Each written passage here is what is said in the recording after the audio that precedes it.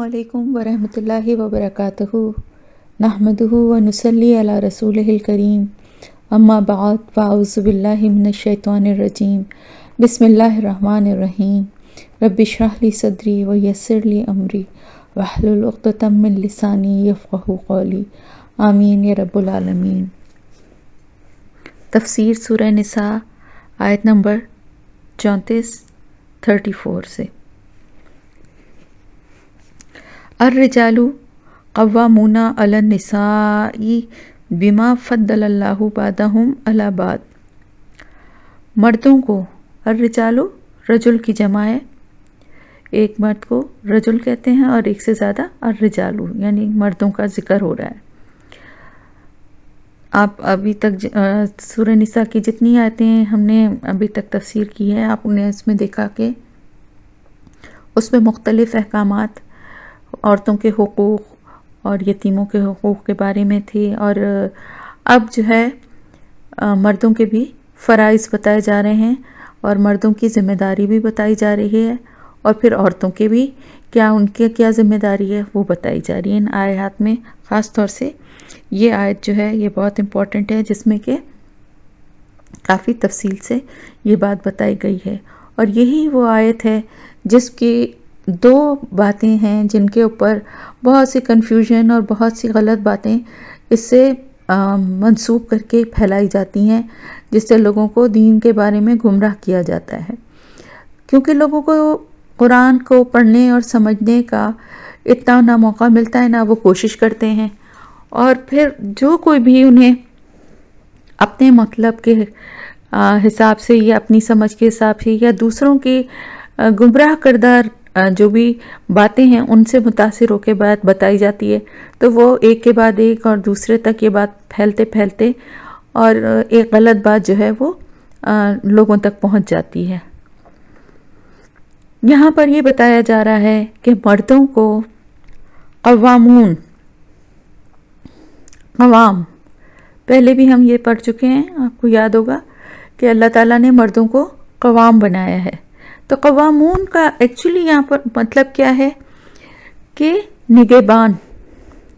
ज़िम्मेदार, मुहाफ़िज़, यानी उनकी हिफाजत में अल्लाह ताला ने औरतों को दिया है, मर्दों को ज़िम्मेदार बनाया है औरतों का, और उनकी हिफाजत और उनकी निगहबानी उनको दी गई है अलन निसाई, औरतों के ऊपर। यानी एक तरह से अल्लाह ताला ने औरतों को मर्दों के हवाले किया है ताकि मर्द उनकी जिम्मेदारी उठाएं। इसका ये मतलब है। क्यों? बिमा, बवजह इसके, फ़द्दलल्लाहु बादहुम अला बाद, फजीलत दी है अल्लाह ने उनमें से बाज़ को बाज़ पर, यानी उनमें से बाज़ मर्दों को औरतों पर फजीलत दी है अल्लाह ने। अब यहाँ पे एक चीज़ क्लियर कर दूँ कि यहाँ पर फजीलत का लफ्ज़ जो है वो किसी बुजुर्गी या तक़वा के मानों में नहीं आता, बल्कि यहाँ फजीलत से मुराद है खुसूसियात। यानी अल्लाह ताला ने मर्दों को कुछ ऐसी खुसूसियात दी हैं, कुछ ऐसी क्वालिटीज़ हैं अल्लाह ताला ने मर्दों को दी हैं जिसकी वजह से औरतों को उनकी ज़िम्मेदारी, उनकी निगहबानी में दिया गया है, और इसीलिए उनका मर्दों का एक दर्जा औरतों से आगे है। कैसे? आप खुद एक बात सोचें और आपको अंदाज़ा होगा कि मर्द का जहन में आते ही आपको ये अंदाज़ा, एहसास आपके जहन में होता है कि वो आपसे ताकत में ज़्यादा है। वजह इसकी ये है कि फिज़िकली औरतें जो हैं वो अल्लाह ताला ने नाजुक और कमज़ोर बनाई हैं, और मर्दों को कवी और मजबूत ज़्यादा बनाया है। उसकी वजह यह है कि मर्दों को की ज़िम्मेदारी और मर्दों के काम इस तरह के हैं जो कि ज़्यादा मेहनत और ज़्यादा ताकत मांगते हैं। दूसरी बात यह कि मर्द के हवाले से औरत को एक तहफ़्फ़ुज़ का एहसास होता है। क्यों? वो इस वजह से कि अल्लाह ताला ने مرد کو زیادہ مضبوط بنایا ہے، اور مرد کے ساتھ نکلنے میں بھی آپ اور باتوں کو چھوڑ دیں، لیکن گھر سے بھی اگر آپ نکلتی ہیں، اکیلے نکلیں یا اپنی بہن یا اپنی بیٹی کے ساتھ نکلیں، تو آپ کو وہ کتنا انسیکیور فیل ہوتا ہے. لیکن اگر آپ اپنے شوہر کے ساتھ یا اپنے بیٹے کے ساتھ یا اپنے باپ کے ساتھ نکلیں تو آپ کو ایک تحفظ کا احساس ہوتا ہے. اس کی وجہ یہ ہے کہ اللہ تعالیٰ نے مرد کو بالکل مختلف طریقے سے بنایا ہے. پھر جذباتی اور دوسرے معاملات میں، سوجھ بوجھ کے معاملات میں بھی عورتوں کی نسبت مرد کو زیادہ اسٹیبل بنایا ہے، زیادہ تحمل والا، زیادہ دور تک دیکھنے والا، زیادہ جذباتیت سے ہٹ کے فیصلہ کرنے اور سمجھنے والا اللہ نے مردوں کو بنایا ہے. اب یہاں پر ایکسیپشنلز کی بات نہیں ہوگی. بعض جگہ ایسا بھی ہوتا ہے کہ عورتیں جو ہیں ان میں یہ صلاحیتیں مردوں سے زیادہ ہوتی ہیں. کہیں کہیں ایسا بھی دیکھنے میں آتا ہے کہ عورتیں جو ہیں وہ مردوں سے زیادہ بہادر بھی ہیں، مردوں سے زیادہ ذہنی طور پہ یا جذباتی طور پہ عقل اور شعور کے معاملے میں زیادہ سمجھدار ہیں. اور بعض جگہ یہ بھی دیکھنے میں آتا ہے کہ مرد جو ہیں وہ کمزور اعصاب کے ہیں، صحیح فیصلہ نہیں کر پاتے، جذباتی زیادہ ہیں، غصے میں جلدی آ جاتے ہیں. تو یہاں پر میں یہ بات کلیئر کرنا چاہوں گی کہ دیکھیں جو بھی احکامات آتے ہیں نا وہ ایک جنرل سب کے لیے آتے ہیں، یعنی اس میں کوئی ایکسیپشنلز کا اور الگ الگ سب کا ذکر جہاں ضروری ہوتا ہے وہاں تو ضرور ہوتا ہے، لیکن اکثریت مردوں کی جو اللہ نے بنائی ہے نا اس کی بات یہاں ہو رہی ہے کہ مردوں کی اکثریت ایسی ہے کہ جس میں اتنی زیادہ جذباتیت اور حساسیت نہیں ہوتی جتنی کہ عورت میں ہوتی ہے. عورت جو ہے وہ بہت سارے معاملات میں اپنی جذباتیت میں بعض دفعہ غلط بات کو صحیح سمجھنے لگتی ہے، اور بعض دفعہ دوسرے کی بھی جذباتی باتوں سے جلدی متاثر ہو جاتی ہے. لیکن اللہ تعالیٰ نے مردوں کو یہ صلاحیت دی ہے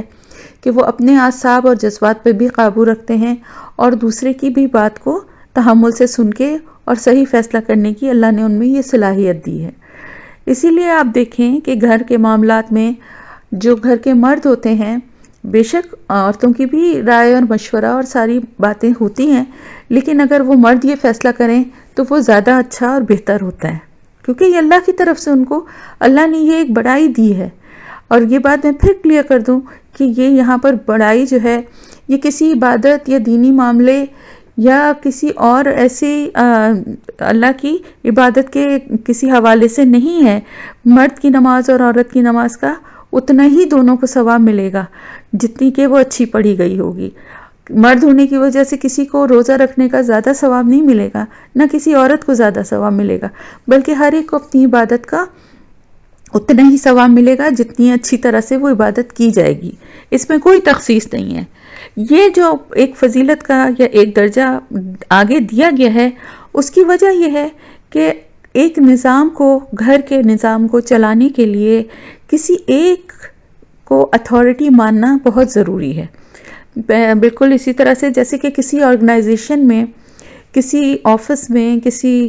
کالج میں آپ دیکھیں کہ ایک عملہ ہوتا ہے جس میں ایک پرنسپل کو یا جنرل مینیجر کو یا کسی ایم ڈی کو ایک کی پوسٹ ایسی ہوتی ہے کہ جس کو فائنل اتھارٹی حاصل ہوتی ہے، جو سب کے میٹنگز ہوتی ہیں جن میں سب اپنے مشورے اور رائے دیتے ہیں، لیکن فائنل جو فیصلہ اور جو بات ہوتی ہے وہ جو وہاں کا ہیڈ ہے اس کی ہوتی ہے. اس کی وجہ یہ ہے کہ اگر ایسا سسٹم، ایسا نظام نہ بنایا جائے تو کوئی ادارہ قائم نہیں رہ سکتا. ہر جگہ پھوٹ پڑ جائے، لڑائی جھگڑے ہوں اور ہر ایک اپنی چلانے کی کوشش کرے.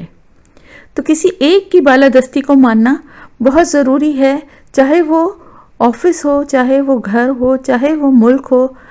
ہر جگہ پر ایک نظام کو چلانے کے لیے کسی ایک کی بالادستی کو ماننا بہت ضروری ہے. تو گھر کے ماحول میں، گھر کی جو سلطنت ہے اس میں اللہ تعالیٰ نے مرد کو ایک بادشاہ کی حیثیت دی ہے اور عورت کو ملکہ کی حیثیت دی ہے. گھریلو طور پہ عورت کے پاس سارے اختیارات ہوتے ہیں اور اس کی جذباتیت اور اس کی حساسیت جو ہے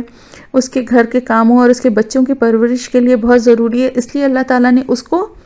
اس طرح سے بنایا ہے. اور اس کو گھر کے معاملات کو سنبھالنے والا بنایا ہے، جبکہ مرد کو باہر کی ذمہ داریاں سنبھالنا ہے اور مشکل فیصلے کرنے ہوتے ہیں۔ اس لیے اللہ تعالیٰ نے اس کو مضبوط اعصاب، زیادہ مضبوط اعصاب اور زیادہ سوجھ بوجھ کے ساتھ فیصلہ کرنے کی صلاحیت دی ہے۔ تو یہ وجہ ہے جس کی وجہ سے اللہ نے مردوں کو قوام بنایا ہے، کیونکہ عورتیں ان کی نگہبانی یا ان کی حفاظت میں رہ کے زیادہ سیف ہیں۔ کمزور ہونے کی وجہ سے، جسمانی ساخت کی وجہ سے بھی اور ذہنی اور جذباتی طور پہ بھی کمزور ہونے کی وجہ سے اللہ پاک نے عورتوں کو یہ ذمہ داری نہیں دی ہے۔ یہ ایک طرح سے عورتوں کے لیے بہت بڑا فیور ہے، کیونکہ آپ کو پتہ ہے کہ جو ذمہ دار ہوتا ہے زیادہ پاس پرس اور زیادہ جواب دہی بھی اسی کو کرنی پڑتی ہے۔ تو یہ چیز جس کو عورتوں کے لیے ایک بہت برا وہ بتایا جاتا ہے کہ جیسے ان کی بڑی حق تلفی ہوئی، یہ ایک طرح سے اللہ کی بہت بڑی ان عورتوں پہ، ہم سب پہ اللہ کی رحمت ہے کہ اللہ پاک نے ہمیں ذمہ دار نہیں بنایا ہے۔ جواب دہی جو ہے وہ مردوں سے ہی ہوگی، کیونکہ آپ دیکھیں مردوں کے لیے بڑی مشکل، اگر ویسے دیکھا جائے تو بہت مشکل زندگی ہوتی ہے، اس لحاظ سے کہ وہ ساری ذمہ داری گھر کی اور باہر کی اٹھاتے ہیں، ساری سختیوں کا، ساری مشکلات کا سامنا کرتے ہیں۔ تو ان کے لیے قوام ہونا جو ہے وہ ان کو سوٹ کرتا ہے، اللہ کا فیصلہ ہے اور بالکل برحق ہے۔ اور اس کی دوسری وجہ کیا بتائی کہ ان میں سے بعض کو بعض پر فضیلت دی ہے اللہ تعالیٰ نے، وَبِمَا أَنفَقُوا مِنْ أَمْوَالِهِمْ، اور ایک وجہ یہ بھی ہے بہت بڑی اس کی کہ وہ اپنا مال خرچ کرتے ہیں ان پر، کس پر؟ عورتوں پر۔ آپ دیکھیں مال خرچ کرنا، ویسے تو دیکھیں باپ بھی مال خرچ کرتا ہے اپنی اولاد پہ، لڑکیاں ہوں یا لڑکے ہوں، لیکن خاص طور سے یہاں مرد اور عورت کی کیونکہ بات ہو رہی ہے تو آپ دیکھیں شادی کا جب موقع آتا ہے تو مہر کی صورت میں کس کو رقم دینی ہوتی ہے؟ شوہر کو، بیوی کو دیتا ہے نا، جو کہ بیوی کے کا حق ہوتا ہے، اس کی ملکیت ہوتی ہے، اس کو اس پہ اختیار ہوتا ہے، اور مرد کو کے لیے یہ وہ فرض کیا گیا ہے کہ وہ ضرور دینا ہے، ٹھیک ہے؟ وہ خرچ کرتا ہے۔ پھر خرچ کرنے کے بعد آپ دیکھیں شادی میں نکاح سادگی سے مسجد میں ہو جائے، اس کے لیے کوئی تقریب کی ضرورت نہیں، لیکن ولیمہ اپنی حیثیت کے مطابق کرنا مسنون ہے۔ تو ولیمہ کون کرے گا؟ لڑکا ہی کرے گا نا، تو یہ بھی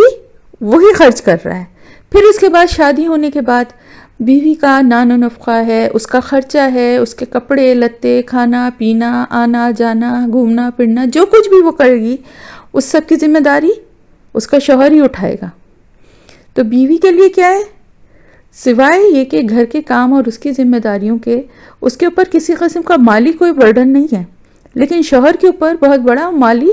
برڈن ہے کہ اس کو اپنی فیملی کو فائنینشلی سپورٹ کرنا ہے۔ اور اس چیز کی وجہ سے بھی اللہ تعالیٰ نے مردوں کو اتنا وسیع دل دیا ہے۔ میں پھر یہ بات کہوں گی کہ میں یہاں پہ بات جو ہے وہ اکثریت کی ایک جنرل بات ہو رہی ہے، کچھ ہو سکتا ہے کہ ایسے نہ بھی ہوں، لیکن اکثر گھروں میں، اکثر آپ سب میں سے لوگوں اس بات کے گواہ ہوں گے کہ آپ کے گھروں میں بھی آپ کے شوہروں کے یا آپ کے اتنا ان کی ڈیمانڈز نہیں ہوتی، کہ بعض جگہوں پہ ہوتا ہے کہ مردوں کو خود بھی بہت شوق ہوتا ہے کپڑوں کا اور چیزوں کا، ورنہ زیادہ تر یہ ہوتا ہے کہ بیویاں ہی ان کے کپڑے اور چیزیں زبردستی دلا رہی ہوتی ہیں، اور وہ لوگ اتنے انٹرسٹڈ نہیں ہوتے، ان کی پوری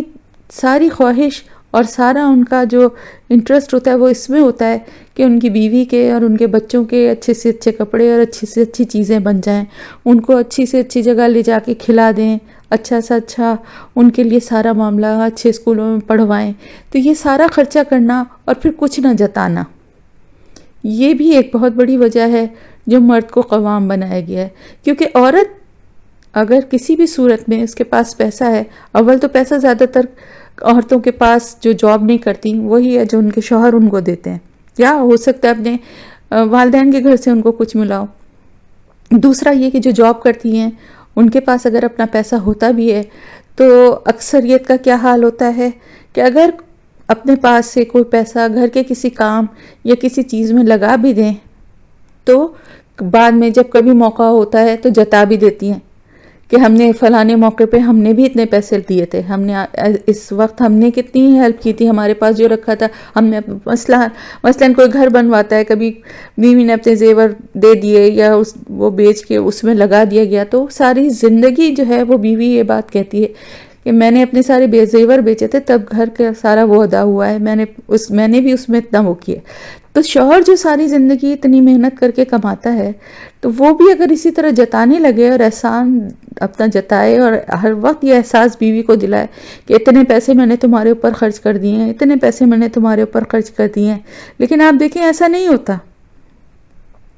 تو اللہ تعالیٰ فطرت انسان کی جانتا ہے، اللہ نہیں بنایا ہے، تو اسی حساب سے اللہ تعالیٰ نے مرد کو بنایا ہے کہ تاکہ وہ جو ذمہ داری اس کو دی گئی ہے وہ بہت ہی اچھے طریقے سے، احسن طریقے سے اس کو ادا کرے۔ تو یہ وجہ کہ اور بیوی پہ اور گھر پہ خرچ کرنا، مال خرچ کرنا جو ہے نا، یہ بہت مشکل کام ہوتا ہے کسی کے اوپر بھی۔ تو یہ کام ساری زندگی شوہر کرتا رہتا ہے، جب سے شادی ہوتی ہے، جب تک اس کی زندگی ہے، وہ اسی تگ و دو میں رہتا ہے کہ اپنی بیوی کو اور اپنی فیملی کو اچھے سے اچھے طریقے سے رکھے اور ان کے اوپر زیادہ سے زیادہ خرچ کرے۔ تو یہ بھی ایک بہت بڑی کوالٹی ہے جس کا اللہ تعالیٰ نے یہاں پر ذکر فرمایا ہے۔ اور پھر اس کے ساتھ ساتھ اب عورتوں کی باری ہے کہ عورتیں کون سی؟ فالصالحات، بس جو عورتیں نیک ہوں، نیک عورتیں۔ ابھی تو مردوں کا ذکر ہو رہا تھا، اب نیک عورتوں کا ذکر ہو رہا ہے۔ نیک عورت ہے، اس میں کیا کوالٹیز ہیں، کیا اس میں خصوصیت ہونی چاہیے؟ مرد کی تو بتا دی گئی کہ اس کو ایک درجہ اوپر دیا گیا ہے، اور ایک یہ بھی وجہ ہے کہ وہ مال بھی خرچ کرتا ہے اپنا۔ اب عورت میں کیا خصوصیت ہونی چاہیے؟ قانتات، فرما بردار، اطاعت گزار ہوں اپنے شوہر کی، اور اللہ کی، سب سے پہلے اللہ کی، بلکہ پھر اپنے شوہر کی، کیونکہ آپ کو پتہ ہے کہ شوہر کی اطاعت اس ہی حد تک کی جا سکتی ہے جہاں اللہ کی نافرمانی، اللہ کے احکامات کی نہ ہوتی ہو۔ جہاں پر اللہ کے احکامات آ جاتے ہیں اور اللہ کی کوئی عبادت یا کسی قسم کی اللہ کے احکامات میں شوہر جو ہے وہ اس کے نفی کرے یا اس کے خلاف کرنے کو کہے، تو وہاں پر اطاعت نہیں ہے۔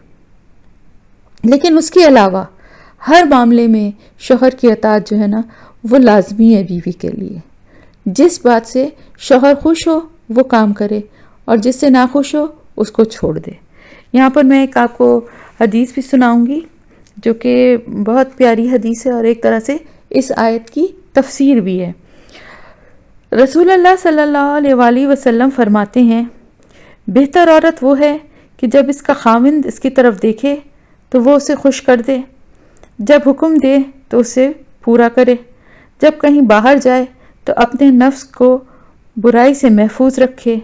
اور اپنے خاوند کے مال کی حفاظت کرے۔ مسند احمد میں ایک دوسری حدیث میں ہے کہ آپ صلی اللہ علیہ وآلہ وسلم نے فرمایا،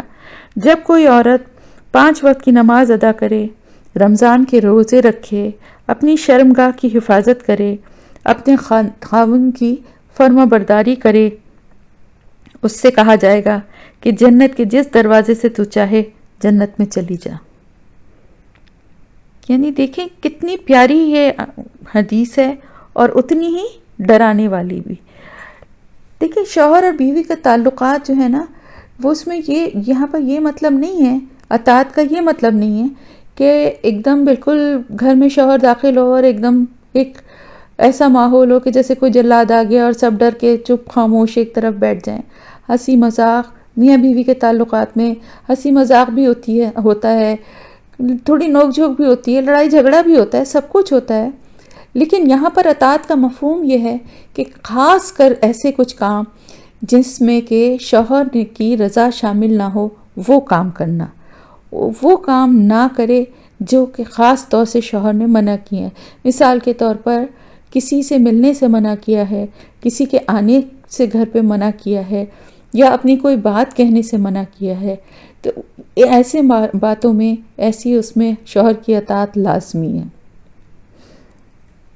پھر اس کے ساتھ ساتھ فرما برداری اور اطاعت گزاری کے ساتھ ساتھ حافظات، حفاظت کرنے والی، کس کی حفاظت کرنے والی؟ اپنی حفاظت کرنے والی، اپنی جانوں کی، اپنے نفسوں کی، اپنے جسم کی حفاظت کرنے والی اپنے شوہر کے لیے، غیروں سے، نامحرموں سے اپنی حفاظت کرنے والی، کیونکہ شادی کے بعد بیوی کے اوپر صرف شوہر کا حق ہے، اس کے جسم پر بھی اور اس کی سوچ پر، ہر چیز پر۔ تو بیوی کا کیا کام ہے کہ وہ اپنی حفاظت کرے اور ساتھ ہی ساتھ ان باتوں کی بھی حفاظت کرے جو کہ اس کی اور اس کے شوہر کی پرسنل ہیں، چاہے وہ اس کے پرسنل تعلقات اپنے شوہر کے تعلقات کے حوالے سے ہوں، یا کچھ ایسی باتیں ہوں جو کہ ظاہر میاں بیوی کے درمیان ڈسکس ہوتی ہیں، چاہے شوہر کے کوئی بزنس میٹرز ہوں یا کوئی اور فائنینشیل کرائسس ہے یا کوئی بھی ایسی بات ہے، ظاہر شوہر اپنی بیوی سے ڈسکس کرتا ہے، تو ان باتوں کی حفاظت جو ہے کرنا وہ بیوی پر فرض ہے، اس لیے کہ یہ باتیں بھی شوہر کی جو ہیں یہ امانت ہیں، اور ان کی حفاظت کرنا خاص طور پہ اس صورت میں جب کہ شوہر کو یہ بات پسند بھی نہ ہو کہ اس کی باتیں گھر سے باہر جائیں یا کسی اور سے کی جائیں، تو ایسی صورت میں کیا کرنا چاہیے؟ ان باتوں کی حفاظت کرنی چاہیے، اور للغیب، بغیر یعنی شوہر کی غیر موجودگی میں بھی۔ غیب کا مطلب کیا ہے؟ غیب کا یہی مطلب ہے نا، اس وقت بھی جب کہ شوہر موجود نہ ہو، یعنی اس کے پیٹھ پیچھے گھر کے معاملات، اپنے آپس کے تعلقات، دوستوں میں بیٹھ کے اپنے پرسنل باتوں کو ڈسکس کرنا، یا اپنے خاندان میں بہن اور ماں سب سے بیٹھ کے اپنے شوہر کی مالی مسائل یا اس کے اور جو بھی معاملات ہیں ان کو ڈسکس کرنا، جبکہ شوہر کو یہ بات پسند نہ ہو، تو اس سے بھی حفاظت کرنی چاہیے۔ تو شوہر کی بیوی جو ہے وہ شوہر کی امانت ہے، اور شوہر کی باتیں جو ہیں پرسنل، جو بھی شوہر کی بیوی کے ساتھ باتیں ہیں یا جو بھی شوہر کے پرسنل میٹرز ہیں وہ بیوی کے پاس امانت ہیں، تو ان باتوں کو شوہر کی غیر موجودگی میں کسی اور سے کرنا، جبکہ یہ بھی پتا ہو کہ شوہر کو یہ بات ناپسند ہے، اس سے بھی حفاظت کرتی ہیں۔ بیما حفظ اللہ، بوجہ اس کے کیوں کرتی ہیں؟ اس لیے کہ اللہ تعالیٰ نے اس کی حفاظت کا حکم دیا ہے۔ یہ حفظ اللہ کا کے دو مطلب ہیں، ایک تو یہ بوجہ اس کے کہ اللہ پاک نے یہ حکم دیا ہے کہ ان باتوں کی حفاظت کرو، اور دوسرا مفہوم کیا ہے؟ بظاہر دو ہیں لیکن ویسے ایک ہی مفہوم ہے کہ اللہ تعالیٰ نے بوجہ اس کے کہ اللہ نے ان کی حفاظت، یعنی ان عورتوں کی حفاظت ان کے شوہروں کے حوالے کی ہے، وہ ان کی حفاظت کرتے ہیں، ان کو تحفظ دیتے ہیں، ان کے ذمہ دار ہیں۔ تو جس طرح سے اللہ نے ان کی حفاظت ان کے شوہروں کو سونپی ہے، اسی طرح شوہر کی جو باتیں ہیں وہ بھی ان بیویوں کے پاس امانت ہیں، اور ان کی حفاظت بھی اللہ کی طرف سے ان بیویوں کے لیے لازمی ہے۔ اور اپنی جسم کی اور اپنی نظر کی اور ہر چیز کی حفاظت بیوی کو کرنا چاہیے، کیونکہ یہ سب کچھ اللہ کی طرف سے اس کے شوہر کی امانت کے طور پہ اس کو دی گئی، اور اللہ نے اس کی حفاظت کا حکم دیا ہے۔ واللاتی، اور وہ عورتیں، اب یہ تو نیک اور صالح عورتوں کا ذکر ہو رہا ہے نا، واللاتی، اب وہ عورتیں جو تخافون، تم ڈرتے ہو جن کے بارے میں، نشوزہن، نشوز کہتے ہیں کھڑا ہونا، اٹھنا، زمین سے اٹھنا، یعنی یہاں پر مفہوم ہے سرکشی، اکڑ، ضد۔ اب ان عورتوں کا ذکر ہو رہا ہے جو کہ ضد اور سرکشی پہ اتر آئیں اور شوہر کی اطاعت کرنے سے انکار کر دیں، اور اس سے کی نافرمانی بھی کریں، اور ضد کی وجہ سے اس سے بات بات پہ الجھیں۔ اب ان کے لیے کیا حکم دیا جا رہا ہے؟ فائزوہن، تو سب سے پہلے انہیں نصیحت کرو، واز، نصیحت کرو، یعنی ان کو سمجھاؤ، پیار سے، محبت سے ان کو سمجھاؤ۔ واہجروہن، پھر انہیں واہجروہن فی المضاجع، ان کو ان کے بستروں میں الگ کر دو، یعنی اگر ایک بستر پہ بھی لیٹ رہے ہیں تو ان کی طرف سے منہ پھیر لو یا ان کا بستر الگ کر دو، کیونکہ بیوی کے لیے یہ بہت بڑی سزا ہوتی ہے شوہر کی بے رخی۔ اور اگر کوئی بات چھوٹی موٹی ایسی ہوتی ہے جس پہ بیوی ضد پہ اڑ بھی گئی ہو، تو شوہر کی ناراضگی اور خاص طور سے اس کی بے رخی اور الگ سونا، یہ چیز جو ہے نا، یہ بیوی سے برداشت نہیں ہوتا، اور وہ اپنی ضد چھوڑ کے نارمل طریقے سے شوہر کی بات ماننے کو اور اس کی بات سمجھنے کو تیار ہو جاتی ہے۔ تو دونوں طریقے بتائے گئے ہیں کہ اگر کوئی سمجھدار اور اچھی عورت، نیک اور صالح عورت ہے، لیکن کسی بات پہ اس نے ضد کر لی، یا کوئی کسی بات پہ اس کو نے کوئی بات ایسی ہے کہ جس پہ اس کو وقتی طور پہ وہ بات سمجھ میں نہ آئی اور اس نے شوہر سے سرکشی دکھائی، لیکن جب اس کو پیار محبت سے پہلے تو سمجھایا گیا تو اس نے اپنی اصلاح کر لی، اس کی بات سمجھ میں آ گئی۔ لیکن اگر اس کے بعد بھی وہ اپنی ڈٹائی پہ قائم رہی تو شوہر نے اپنا بستر الگ کر دیا، اس کا بستر الگ کر دیا۔ جب بستر الگ کر دیا تو یہ بھی ایک بہت بڑی تنبیہ ہے عورت کے لیے، اور اس کے بعد اس کو راہ راست پہ آ جانا چاہیے۔ لیکن اگر اس کے بعد بھی نہ آئے تو وَاضْرِبُوهُنَّ، تو پھر مارو انہیں۔ اب یہ وَاضْرِبُوهُنَّ کا لفظ جو ہے نا، اس کے اوپر بہت آفت مچائی جاتی ہے اور بہت اعتراضات کیے جاتے ہیں کہ قرآن شریف میں کس طرح سے یہ بات آئی ہے کہ اپنی بیویوں کو مارو۔ اللہ تعالیٰ تو بڑا رحیم و کریم ہے، اس نے یہ بات کیسے کہہ دی کہ اپنی بیویوں کو مارو؟ یہ تو بہت بری بات ہے، بہت بڑی بات ہے۔ اب آپ یہ دیکھیں نا کہ یہاں پر سب سے پہلے کیا کہا گیا؟ اگر وہ ضد اور سرکشی پہ اتر آئیں، یہ نہیں کہا گیا کہ ہر وقت اپنی بیویوں کو مارتے رہو، اور بیوی آپ کی فرما بردار، آپ کا کہنا ماننے والی بھی ہے، پھر بھی ذرا ذرا سی بات پہ آپ اس کو مارنا پیٹنا شروع کر دیں، یہ نہیں کہا گیا۔ بلکہ کیا کہا گیا کہ جب وہ سرکشی پہ اتر آئیں، ضد پہ، اکڑ اور بدتمیزی پہ اتر آئیں، تو پہلے انہیں سمجھاؤ۔ ڈائریکٹلی مارو نہیں کہا، پہلے انہیں سمجھاؤ، پھر ان کا بستر الگ کر دو۔ ان دونوں باتوں کے بعد بھی اگر وہ نہ مانے تو پھر انہیں مارو۔ آپ نے دیکھا ہوگا اپنے، ہاں یہ چیز بھی کہیں کہیں نظر آتی ہے، بہت کامن تو نہیں لیکن نظر آتی ہے۔ بعض فیملیز میں بھی ایسے کیریکٹر ہوتے ہیں، یا محلے پڑوس میں بھی آپ دیکھتے ہوں گے کہ کبھی کوئی ایسا نظر سے گزرا ہوگا کہ جو آپ نے دیکھا ہوگا بعض عورتیں بہت ہی ٹیڑھے دماغ کی ہوتی ہیں، اور کوئی بھی طریقہ جو ہے وہ ان پہ کارگر نہیں ہوتا۔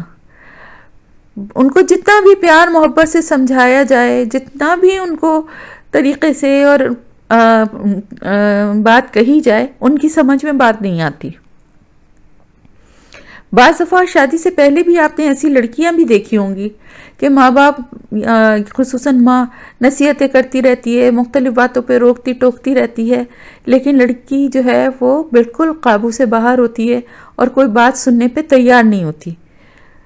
جس چیز سے منع کیا جاتا ہے، جس کام سے روکا جاتا ہے، اکیلے جانے سے منع کیا جا رہا ہے، یا بہت زیادہ موویز اور موبائل کے یوز سے منع کیا جا رہا ہے، لیکن لڑکی سن کے نہیں دیتی۔ تو بعض دفعہ بیویاں بھی ایسی ہوتی ہیں کہ وہ جتنا بھی شوہر پیار محبت سے سمجھائے یا ناراض ہو، بے رخی برتے، لیکن وہ اپنی اصلاح نہیں کرتی۔ تو ایسے موقعوں کے لیے کہا گیا ہے کہ وَاضْرِبُوهُنَّ، لیکن ساتھ ہی ساتھ اس کی شرائط بھی بتا دی گئی۔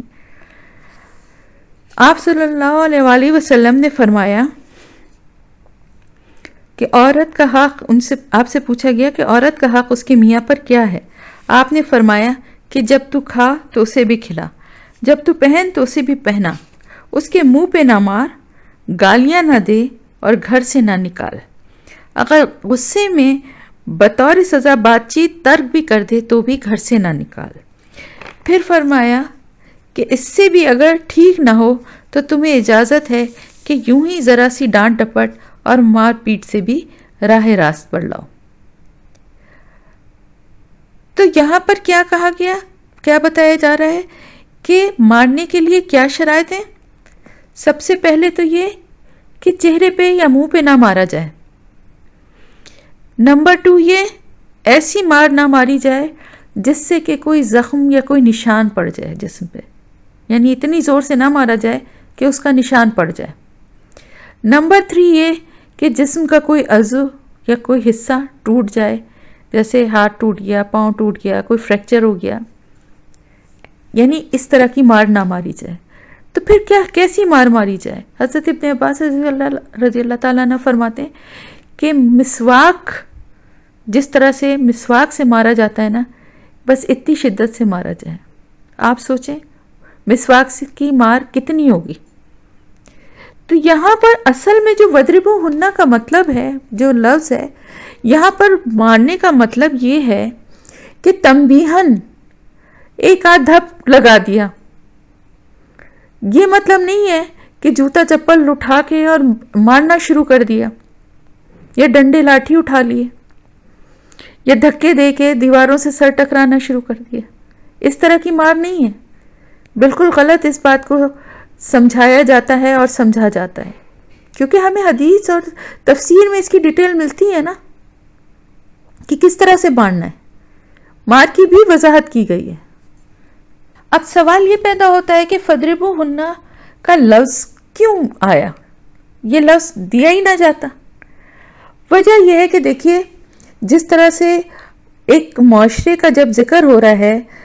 اس معاشرے میں ہر طرح کے لوگ ہیں، ہر طرح کے کردار ہیں. اب اگر صرف یہیں پہ بات چھوڑ دی جاتی کہ اس کو نصیحت کرو اور پھر اس کو الگ سلاؤ، اور پھر اس کے بعد نیکسٹ اسٹیج کیا ہوتا؟ اگر کوئی عورت اس کے بعد بھی نہیں مان رہی ہے تو پھر نیکسٹ اسٹیپ کیا ہے؟ چھوڑ دو، طلاق دے دو، ماں باپ کے گھر بھجوا دو. تو اس سے بہتر نہیں ہے کہ اس عورت کو تھوڑی سی تنبیہ، تھوڑا سا ایک ہلکا پھلکا اس کو مارنے کی بھی، کیونکہ بتا دی گئی نا کہ کس طرح کی مار ہو، ایسی مار سے جس سے وہ تھوڑی خوف زدہ ہو جائے اور اپنی اصلاح کر لے. بس یہ ہے مقصد. یہ مقصد نہیں ہے کہ اس کو لہو لہان کر دیا جائے. اور یہ بات پھر میں آپ کو دوبارہ اس بات کی طرف اشارہ کروں گی کہ آپ یہ دیکھیے کہ یہ ان عورتوں کے لیے ہے جو نشوز کریں، جو ضد اور سرکشی پہ اتر آئیں،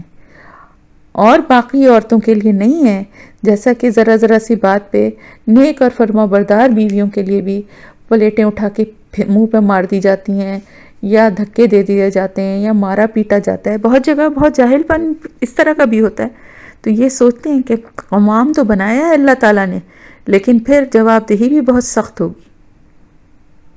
تو اس میں بہت احتیاط کی ضرورت ہے، کیونکہ آپ صلی اللہ علیہ وآلہ وسلم نے اپنے حجۃ الوداع کے خطبے میں فرمایا کہ عورتوں کے بارے میں اللہ تعالیٰ سے ڈرتے رہا کرو. صحیح مسلم میں ہے یہ روایت. وہ تمہاری خدمت گزار اور ماتحت ہیں. تمہارا حق ان پر یہ ہے کہ جس کے آنے جانے سے تم خفا ہو اسے نہ آنے دیں. اگر وہ ایسا نہ کریں تو انہیں یوں ہی تنبیہ بھی تم کر سکتے ہو، لیکن ایسی سخت مار جو ظاہر ہو وہ نہیں مار سکتے. تم پر ان کا حق یہ ہے کہ انہیں کھلاتے پلاتے پہناتے اڑھاتے رہو.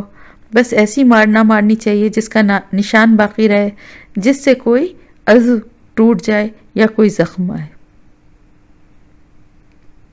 تو یہ دیکھیے کہ کتنی زیادہ اس کی وضاحت کی گئی ہے اور کتنی ڈیٹیل میں اس کو بتایا گیا ہے. لیکن جیسا کہ میں نے آپ سے کہا کہ آپ دیکھیں کہ بچوں کی بھی تربیت کرتے ہوئے ماں جو ہے وہ ایک وقت آتا ہے کہ جہاں پر مار ضروری ہو جاتی ہے. تو ماں کیا قصائیوں کی طرح تو نہیں مارتی، ویسے بعض مائیں مارتی بھی ہیں، لیکن یہ کہ عام طور سے کیا ہوتا ہے کہ تھوڑا بہت اس لیے مارا جاتا ہے کہ بچہ ڈر جائے اور آئندہ یہ کام نہ کرے، وہ بھی جب کوئی بہت بڑی حرکت کرے. ورنہ نارملی ان ڈانٹ دیا جاتا ہے، سمجھا دیا جاتا ہے. تو اسی طرح سے بالکل یہاں پر بھی یہ مارنے کی بات جو کی گئی ہے وہ بالکل اسی طرح سے ہے. فَإِنْ أَطَعْنَكُمْ فَلَا تَبْغُوا عَلَيْهِنَّ سَبِيلًا. پھر اگر اطعنکم وہ تمہاری اطاعت کرنے لگیں، یعنی اگر ان تینوں باتوں میں سے کسی بھی بات کے بعد کسی بھی سٹیج پر وہ تمہاری اطاعت کرنے لگیں، تمہاری فرما بردار ہو جائیں، اپنی اصلاح کر لیں، جو کچھ بھی وہ ضد یا کوئی غلط بات کر رہی تھیں اس کو چھوڑ کے اور اپنی اصلاح کر کے اپنے شوہر کے اطاعت گزار بن جائیں، تو پھر تم ان کے اوپر کوئی دوسرا راستہ نہ ڈھونڈو. یعنی کوئی بہانے نہ ڈھونڈو کہ فلانے وقت میں تو اب تو تم ایسا کری لیکن فلانے وقت میں تو ایسا کیا تھا، اور پھر اس بات کا تانا دے کے ان کے اوپر سختی کرو یا مارو یا غصہ نکالو. پھر جب وہ اپنی اصلاح کر لیں تو پھر تم بھی کوئی تلاش نہ کرو ان میں کوئی ایسی اور کوئی برائی یا کوئی اور ایسی بات جس پہ تم ان کو ان کو سزا دو یا ان کو سے اپنے تعلقات خراب کرو. بس جب بات ختم ہو گئی، اپنی اصلاح کر لی، تو پھر بات کو ختم کر دو. یہ ہے بہت پیارا طریقہ اللہ تعالیٰ کا جو میاں بیوی کے حوالے سے یہاں پر بتایا گیا ہے کہ کس طرح تعلقات میں اونچ نیچ بھی آ سکتی ہے. بعض دفعہ مختلف مزاج ہونے کی وجہ سے کچھ ایسی سچویشنز بھی آ سکتی ہیں کہ بہت زیادہ ایک دوسرے سے کی بات سمجھ میں نہ آئے اور ضد اور ایسی لڑائی کی کیفیت ہو. تو وہاں پر شوہر کے لیے یہی کہا گیا ہے کہ وہ گھر سے بات کو باہر نہ نکلنے دے. یعنی ایک دفعہ گھر سے بیوی چلی گئی اور پھر دوسرے لوگ بھی انوالو ہو گئے تو بات زیادہ بگڑ جاتی ہے اور اس کے بننے کی صورت جو ہے وہ کم سے کم ہوتی جاتی ہے. تو پھر اس کو اپنے گھر کے اندر ہی اس کو مسئلے کو سلجھانے کی، اپنی بیوی کی اصلاح کرنے کی کوشش کرے. اور جب وہ اصلاح کر لے تو پھر اب اس میں کوئی ایسی بات نہ تلاش کرو، بلکہ اب اس کی جو بھی اس نے معذرت یا جو بھی اس کی اصلاح ہے اس کو قبول کرو. ان اللہ کانا علی کبیرہ، بے شک اللہ تعالیٰ بہت بلند و بالا اور بہت بڑا ہے. یعنی اللہ سے زیادہ بلند و بالا اور بڑا کوئی بھی نہیں ہے. جب وہ اپنے بندوں کی بڑی سے بڑی غلطیوں اور توبہ کو قبول کر لیتا ہے تو پھر تم تو انسان ہو اور دوسرا بھی انسان ہے. اگر اس سے کوئی غلطی یا بھول چوک ہو گئی ہے اور اس نے اپنی اصلاح کر لی ہے، تم سے معافی مانگ رہی ہے، تو پھر اب اس کو معاف کر کے اور اس کے ساتھ کوئی پچھلی بات کا ذکر نہ کرو. وَإِنْ خِفْتُمْ، اور اگر خوف ہو تمہیں، شقاقہ جو ہے نا، شاق گزرنا یعنی گراں گزرنا یا شق ہونا، جدا ہو جانا. اگر اس طرح کی کوئی سچویشن ہو جائے کہ جس میں تمہیں یہ خوف ہو کہ ان دونوں بینہما، ان دونوں کے درمیان جو ہے وہ ایسے کوئی جھگڑا ہو سکتا ہے جو کہ جس سے کہ بات اتنی خراب ہو کہ وہ لوگ الگ ہو سکتے ہیں. یعنی ایسی کوئی ضدی والی بات ہو جائے کہ جس پہ کے بعد لگے کہ اب آپس میں صلح کا، یہ آپس میں خود سے اپنی صلح نہیں کر سکتے. یعنی ایسی سچویشن، اتنی بات بگڑ جائے، یعنی یہ سارے سٹیجز گزر گئے، پھر بھی دونوں کی آپس میں ایک دوسرے کے ساتھ انڈرسٹینڈنگ نہیں ہوئی اور بیوی اپنی ضد پہ اڑی ہوئی ہے اور شوہر بھی اپنی ضد پہ اڑا ہوا ہے اور لگ رہا ہے بظاہر کہ اب ان میں اتنی ضد اور وہ بڑھ گئی ہے کہ جدائی والا اسٹیج نہ آ جائے. تو پھر اب کیا کرو؟ فَبَسُ حکمم من اہلہ، تو پھر ایک حکم کہتے ہیں جو فیصلہ کرنے والا ہوتا ہے یا منصف ہوتا ہے. تو ایک حکم یا منصف جو ہے وہ مقرر کیا جائے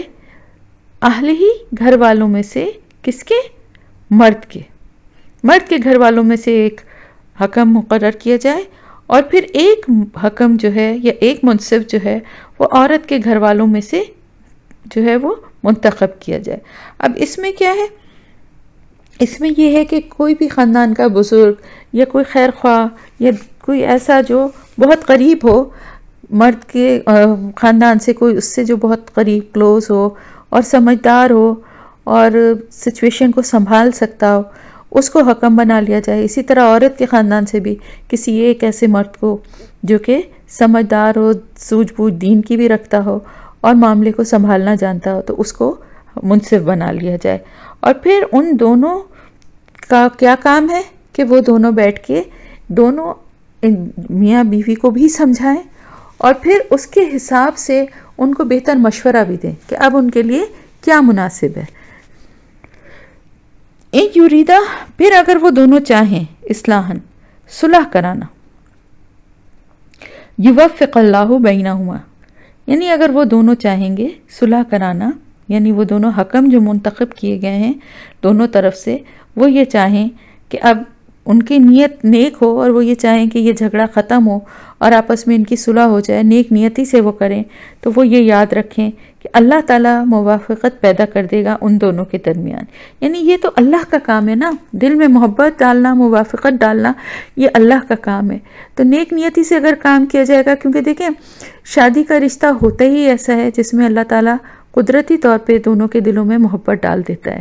لیکن بعض دفعہ بعض باتوں کی وجہ سے کچھ ایسی آپس کی ناچاقی یا ضد ہوتی ہے کہ یہ بات جو محبت والی بات ہوتی ہے یہ پیچھے چلی جاتی ہے. اب اس میں اگر گھر والے یا دوست یا کچھ ایسے لوگ انوالو ہو جائیں جو کہ سنسیئر نہ ہوں، دین کا شعور نہ رکھتے ہوں، اور وہ صرف ایک دوسرے کو بھڑکانا شروع کر دیں، تو پھر بات جو ہے وہ طلاق تک پہنچ جاتی ہے۔ تو اللہ تعالیٰ نے تو بہت سے راستے رکھے ہیں، ایک طلاق اور دو طلاق کے بعد بھی رجوع کرنے کا حق رکھا ہے، کہ بعض دفعہ اللہ پاک عقل اور سمجھ دے دیتے ہیں، اور ایک طلاق دینے کے بعد بھی بعض دفعہ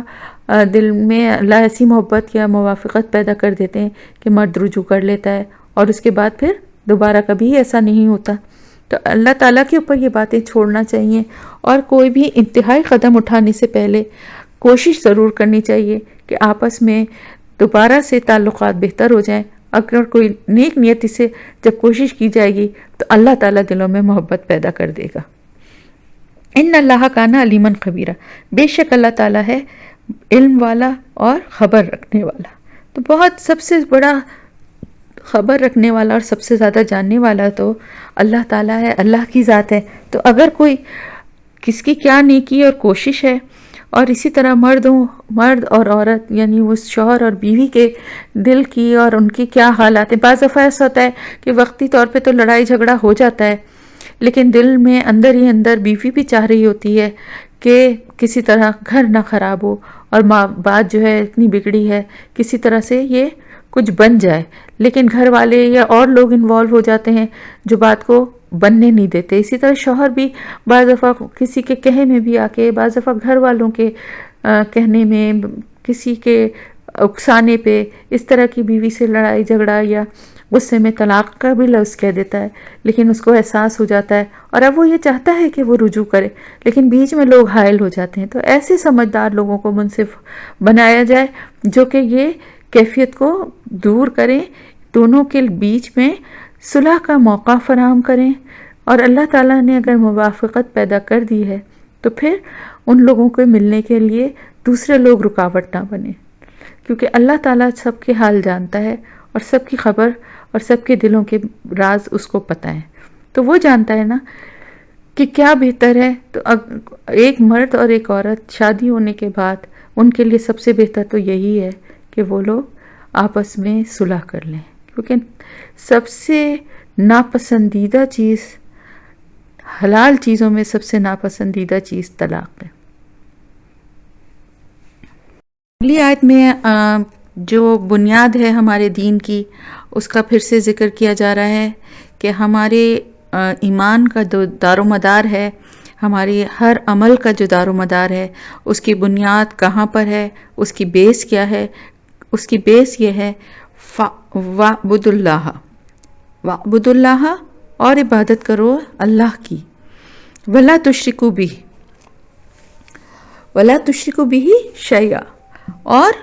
اس کے ساتھ کسی کو بھی شریک نہ کرو، شیئا کسی چیز کو، یعنی ہماری جو بھی اعمال کا جو بھی ہمارا بیس ہے، وہ ہماری ساری نیکیاں اور ہمارے سارے اعمال جو ہے نا اس ایک بنیاد پر ٹکے ہوئے ہیں۔ اللہ کی عبادت کرنا، عبادت کرنے کا کیا مفہوم ہے کہ اللہ کی اس طرح بندگی کرنا اور یہ سمجھنا کہ اس کے علاوہ کوئی ہمارا خالق و مالک نہیں ہے، ہمارا رب، ہمارا پالنے والا، ہمارا تخلیق کرنے والا، ہمیں اس دنیا میں بھیجنے والا، ہمارے تمام معاملات کی نگرانی کرنے والا، ہمارا سب سے زیادہ بھلا چاہنے والا، ہمارے لیے ہر معاملے میں آسانی کے راستے بنانے والا۔ غرض یہ کہ جتنی بھی نعمتیں ہمیں حاصل ہیں اور جو کچھ بھی ہم آج دنیا میں ہیں، وہ صرف اور صرف اللہ تعالیٰ کی وجہ سے ہی ہیں۔ تو ایک ایسی ذات جو کہ ہمارے ہر کام اور ہمارے نفع نقصان کے پیچھے ہے، اور جو ہمیں اتنا زیادہ ہم سے محبت کرنے والا رب ہے، ایسی ذات کی عبادت جو ہے وہ خود بخود دل چاہنا چاہیے کہ اس کی عبادت کرے، بجائے اس کے کہ ایک جبرن اور زبردستی والی عبادت۔ ہم سمجھتے ہیں کہ شاید صرف کلمہ پڑھ لینا اور نماز پڑھ لینا ہی اللہ کی عبادت ہے، اور ہم یہ کر رہے ہیں، الحمدللہ ہم سب اگر یہ کر رہے ہیں تو یہ بھی بہت بڑی بات ہے۔ لیکن عبادت تو یہ ہے کہ چلتے پھرتے اور ویسے بھی کسی بھی چیز پہ یا کسی پھول اور پودے پہ بھی نظر پڑے اور پھر آپ کو ذہن میں اللہ کا ہی خیال آئے اور آپ اس پھول اور پودے کی خوبصورتی کو دیکھ کے بھی یہ سوچیں کہ اس کو بنانے والا میرا مالک، میرا رب کیسا بے مثال ہے، کیسا اپنی ذات میں یکتا ہے، اس کے سوا کوئی اس قابل نہیں ہے کہ جو ایک چھوٹی سی چھوٹی چیز کی بھی تخلیق کر سکے۔ تو دل خود بخود اس کے آگے جھکنے کو چاہے، اس کی عبادت کرنے کو چاہے، اور اس کی عبادت کا سب سے بڑا حق یہ ہے کہ اس کے ساتھ کسی کو شریک نہ کیا جائے، کسی بھی چیز کو۔ چیز سے یہاں مراد یہ ہے کہ نہ تو وہ انسان، نہ کوئی جانور، نہ کوئی پھول پودا پتا، یا نہ اپنی خواہشات، کسی بھی چیز کو کسی بھی طرح سے اللہ کے معاملات میں شریک کرنا بہت بڑا گناہ ہے، چاہے وہ اللہ کی ذات میں ہو، یعنی نعوذ باللہ استغفر اللہ، کسی کو اور کسی بت کو اللہ سمجھنا، یا کسی کو اللہ کا بیٹا یا بیٹی بنانا، یا کوئی اللہ کی ذات سے متعلق کسی اور کو، کسی پیر فقیر بزرگ کو اس کا کسی اور، وہ تمام اختیارات اور وہ تمام معاملات جو اللہ کے ہاتھ میں ہیں وہ اس کا ذمہ دار کسی اور کو سمجھنا، یہ ذات میں۔ اور اسی طرح صفات میں شرک، اللہ کی جو صفات ہیں، جو اس کی رحیمی کریمی اور جو کچھ بھی اس نے دنیا میں جس طرح نظام کو چلا رہا ہے، یہ اس کی صفات ہیں، اس میں کسی کو شریک کرنا کہ کسی کے کہنے سے بارش ہو جائے گی، یا کسی کے کہنے سے، کسی بزرگ کے کہنے سے کوئی کام ہو جاتا ہے، کسی کے یہاں اولاد ہو جائے گی، یا اس طرح کا عقیدہ رکھنا، یہ سب شرک ہے، یہ سب شرک ہے۔ اللہ کے سوا کسی سے بھی کسی کام کی امید رکھنا کہ میرا یہ کام وہ کر سکتا ہے۔ یہاں پر یہ بات میں کلیئر کر دوں کہ دنیاوی معاملات میں تو ہوتا ہے نا کہ بہت سارے کام ایک دوسرے کے ذریعے ہوتے ہیں، لیکن وہاں پر بھی ہمیں یہ پتا ہوتا ہے کہ اصل میں ہمارے معاملات کو بنانے والا اور ہمارے معاملات کو سنوارنے والا اللہ ہی ہے۔ یہ ہمارا دل میں یقین اور ایمان ہمارا یہی ہونا چاہیے۔ تو باقی جو معاملات ایسے ہیں کہ جن کو ہم سمجھتے ہیں کہ وہ بظاہر ہمیں ایسا لگتا ہے کہ کچھ معاملات جو ہیں وہ ہمارے ہاتھ میں اور کچھ معاملات ہمارے ہاتھ میں نہیں ہیں، جیسے کہ باقی چیزوں کو ہم سمجھتے ہیں کہ یہ سب کچھ پڑھائی لکھائی نوکری یہ سب تو ہمارے ہاتھ میں، لیکن اولاد ہونا یا بارش ہونا یا اس طرح کی چیزیں جو ہیں یہ ہمارے ہاتھ میں نہیں ہیں۔ لیکن اگر آپ لوگ ذرا سا غور کریں تو اندازہ ہوتا ہے کہ ہمارے ہاتھ میں کچھ بھی نہیں ہے۔ ہم اپنی مرضی سے اپنی انگلی کو ہلانے کی بھی قدرت نہیں رکھتے۔ ذرا سی بیماری، ذرا سی تکلیف، پریشانی یا آزمائش آ جاتی ہے تو ہمیں اپنی اوقات پتہ چل جاتی ہے کہ ہمیں بالکل بھی کچھ بھی اپنے معاملے کو بہتر کرنے یا اپنے حال کو اچھا کرنے کی ہم میں کوئی خصوصیت یا صلاحیت موجود نہیں ہے۔ تو بات وہی آ جاتی ہے کہ یہ سب آزمائشیں اور تکلیفیں جو زندگی میں آتی ہیں وہ ایک مومن کو اللہ سے قریب کرنے کا ذریعہ بنتی ہیں، اس کو اور اچھی پہچان اپنے رب کی کراتی ہیں، جبکہ جس کا ایمان نہیں ہے اس کو اور زیادہ کفر کی طرف لے جاتی ہیں، اور وہ اور زیادہ گناہ کی باتیں اور اس طرح کی شکایتوں والی باتیں کر کے اور اپنے حالات کا ذمہ دار خود کو ہی سمجھتا ہے یا دوسروں کو سمجھتا ہے اور ان کے اوپر الزام رکھتا ہے۔ جبکہ ایک مومن کو پتہ ہے کہ اگر کوئی تکلیف یا آزمائش اس پر آئی ہے تو وہ اللہ کی طرف سے ہی آئی ہے اور اللہ ہی اس کو دور کرنے والا ہے، اور جب یہ عقیدہ اور ایمان ہوتا ہے تو اس تکلیف میں، اس آزمائش میں بھی اللہ پاک رحمت اور بھلائی جو ہے نا وہ اس کی چھپی ہوئی جو ہے وہ بندے تک پہنچتی ہے۔ تو اللہ تعالیٰ کی عبادت صرف اس لیے نہیں کرنا کہ ہمیں یہ کام سکھایا گیا ہے بچپن سے کہ نماز پڑھنا ہے، روزہ رکھنا ہے، ہم عبادت کا مفہوم صرف یہی سمجھتے ہیں، بلکہ بندگی کا مفہوم یہ ہے کسی کا عبد بننا، کسی کا غلام بننا۔ عبد کہتے ہیں غلام کو، کسی کا غلام بننا۔ میں ابھی پچھلے آیتوں میں نے آپ کو بہت ڈیٹیل سے بتایا تھا کہ غلامی کیا ہوتی ہے۔ غلامی یہ ہوتی ہے کہ اس غلام کی اپنی کوئی مرضی نہیں ہوتی، کوئی اپنی خوشی نہیں ہوتی، جس حد تک اس کا مالک اس کو اجازت دیتا ہے جس کام کی وہ کام اس کو کرنا ہوتا ہے۔ بعض دفعہ ایسا ہوتا تھا کہ غلاموں کو رات بھر سردی کی راتوں میں مالک جو تھے، ہر طرح کے مالک ہوتے تھے نا، ظالم بھی ہوتے تھے اور اچھے نیک اور رحم دل بھی ہوتے تھے، اسلام سے پہلے کی بھی بات بتا رہی ہوں میں آپ کو، اور یہودیوں اور لوگوں کے پاس بھی غلام ہوتے تھے۔ تو وہ راتوں کو سردیوں میں ان کو کام کھیتوں میں کرواتے تھے، پانی میں کا کام ان سے کرواتے تھے، لیکن غلاموں کی یہ مجال نہیں ہو سکتی تھی کہ وہ کسی چیز سے کسی کام سے انکار کریں۔ تو ہم اللہ کے ایسے ہی غلام ہیں، لیکن ہمارا مالک، ہمارا آقا بہت مہربان ہے، بہت شفیق ہے، بہت ہمارے ساتھ بھلا کرنے والا ہے۔ وہ ہمیں ایسی تکلیفوں میں نہیں ڈالتا، اس نے ہمیں بہت آسائشیں، بہت سہولتیں، سب سے بڑی بات یہ آنکھ ناک کان ہمارے دیے ہیں، ہمیں چلنے پھرنے کی صلاحیت دی ہے، ہمیں بات کرنے کی صلاحیت دی ہے، سوچنے سمجھنے کی صلاحیت دی ہے۔ یہ ساری نعمتیں اس نے ہمیں دی ہیں۔ جب ہم اس کے غلام ہیں تو ہماری تو ہر چیز اسی کی ہے نا، وہ اس میں سے کوئی بھی چیز چاہتا تو نہ دیتا، یا دے کے اس کو چھین لیتا۔ پھر اس کے ساتھ ساتھ اس نے ہماری ہر چیز کا خیال رکھا ہے۔ اگر ہم پہ کوئی تکلیف آتی ہے، ہم پہ کوئی بیماری آتی ہے، تو اللہ اس کے بدلے میں ہمارے گناہوں کو معاف کر دیتا ہے۔ اللہ پاک ہماری دعاؤں کو اس دوران قبول فرماتا ہے۔ غرض یہ کہ اللہ کی رحمت تو بے حساب ہے۔ یہ تو بہت، یہ آیت کا یہ حصہ تو ایسا ہے کہ اس کی جتنی بھی تفسیر کی جائے اتنی کم ہے، لیکن کیونکہ بہت ڈیٹیلڈ ہو جائے گی، اس سے مختصراً صرف یہاں پر میں اتنی بات کہنا چاہوں گی کہ عبادت کا حق جو ہے وہ صرف اللہ کو ہے کہ اس کی عبادت کی جائے۔ اس کے علاوہ کوئی ذات اس قابل نہیں ہے کسی بھی طرح سے، کیونکہ سب کے سب مخلوق ہیں، سب کے سب اللہ کے بنائی ہوئی چیزیں ہیں، چاہے وہ انسان ہوں، چاہے وہ چرند پرند ہوں، پودے ہوں، ستارے ہوں، جو چاند ہو، کسی کی بھی کوئی پوجا کرے، اس سب کو بنانے والا ایک ہے، وہ کسی کو بنانے پہ قدرت نہیں رکھتے۔ تو پھر جو خالق ہے اسی کی بندگی جائز ہے، اور اسی کی بندگی، اس کا حق ہے کہ اس کی بندگی کی جائے اور اس کے ساتھ کسی کو شریک نہ کیا جائے۔ ابھی میں خاندانی معاملات جب آپ کو ابھی پچھلی آیت میں پڑھا رہی تھی تو میں نے آپ کو کہا کہ شوہر کو اللہ نے ایک درجہ دیا ہے، اس کی فضیلت، اس کی کچھ خصوصیات کی بنا پر۔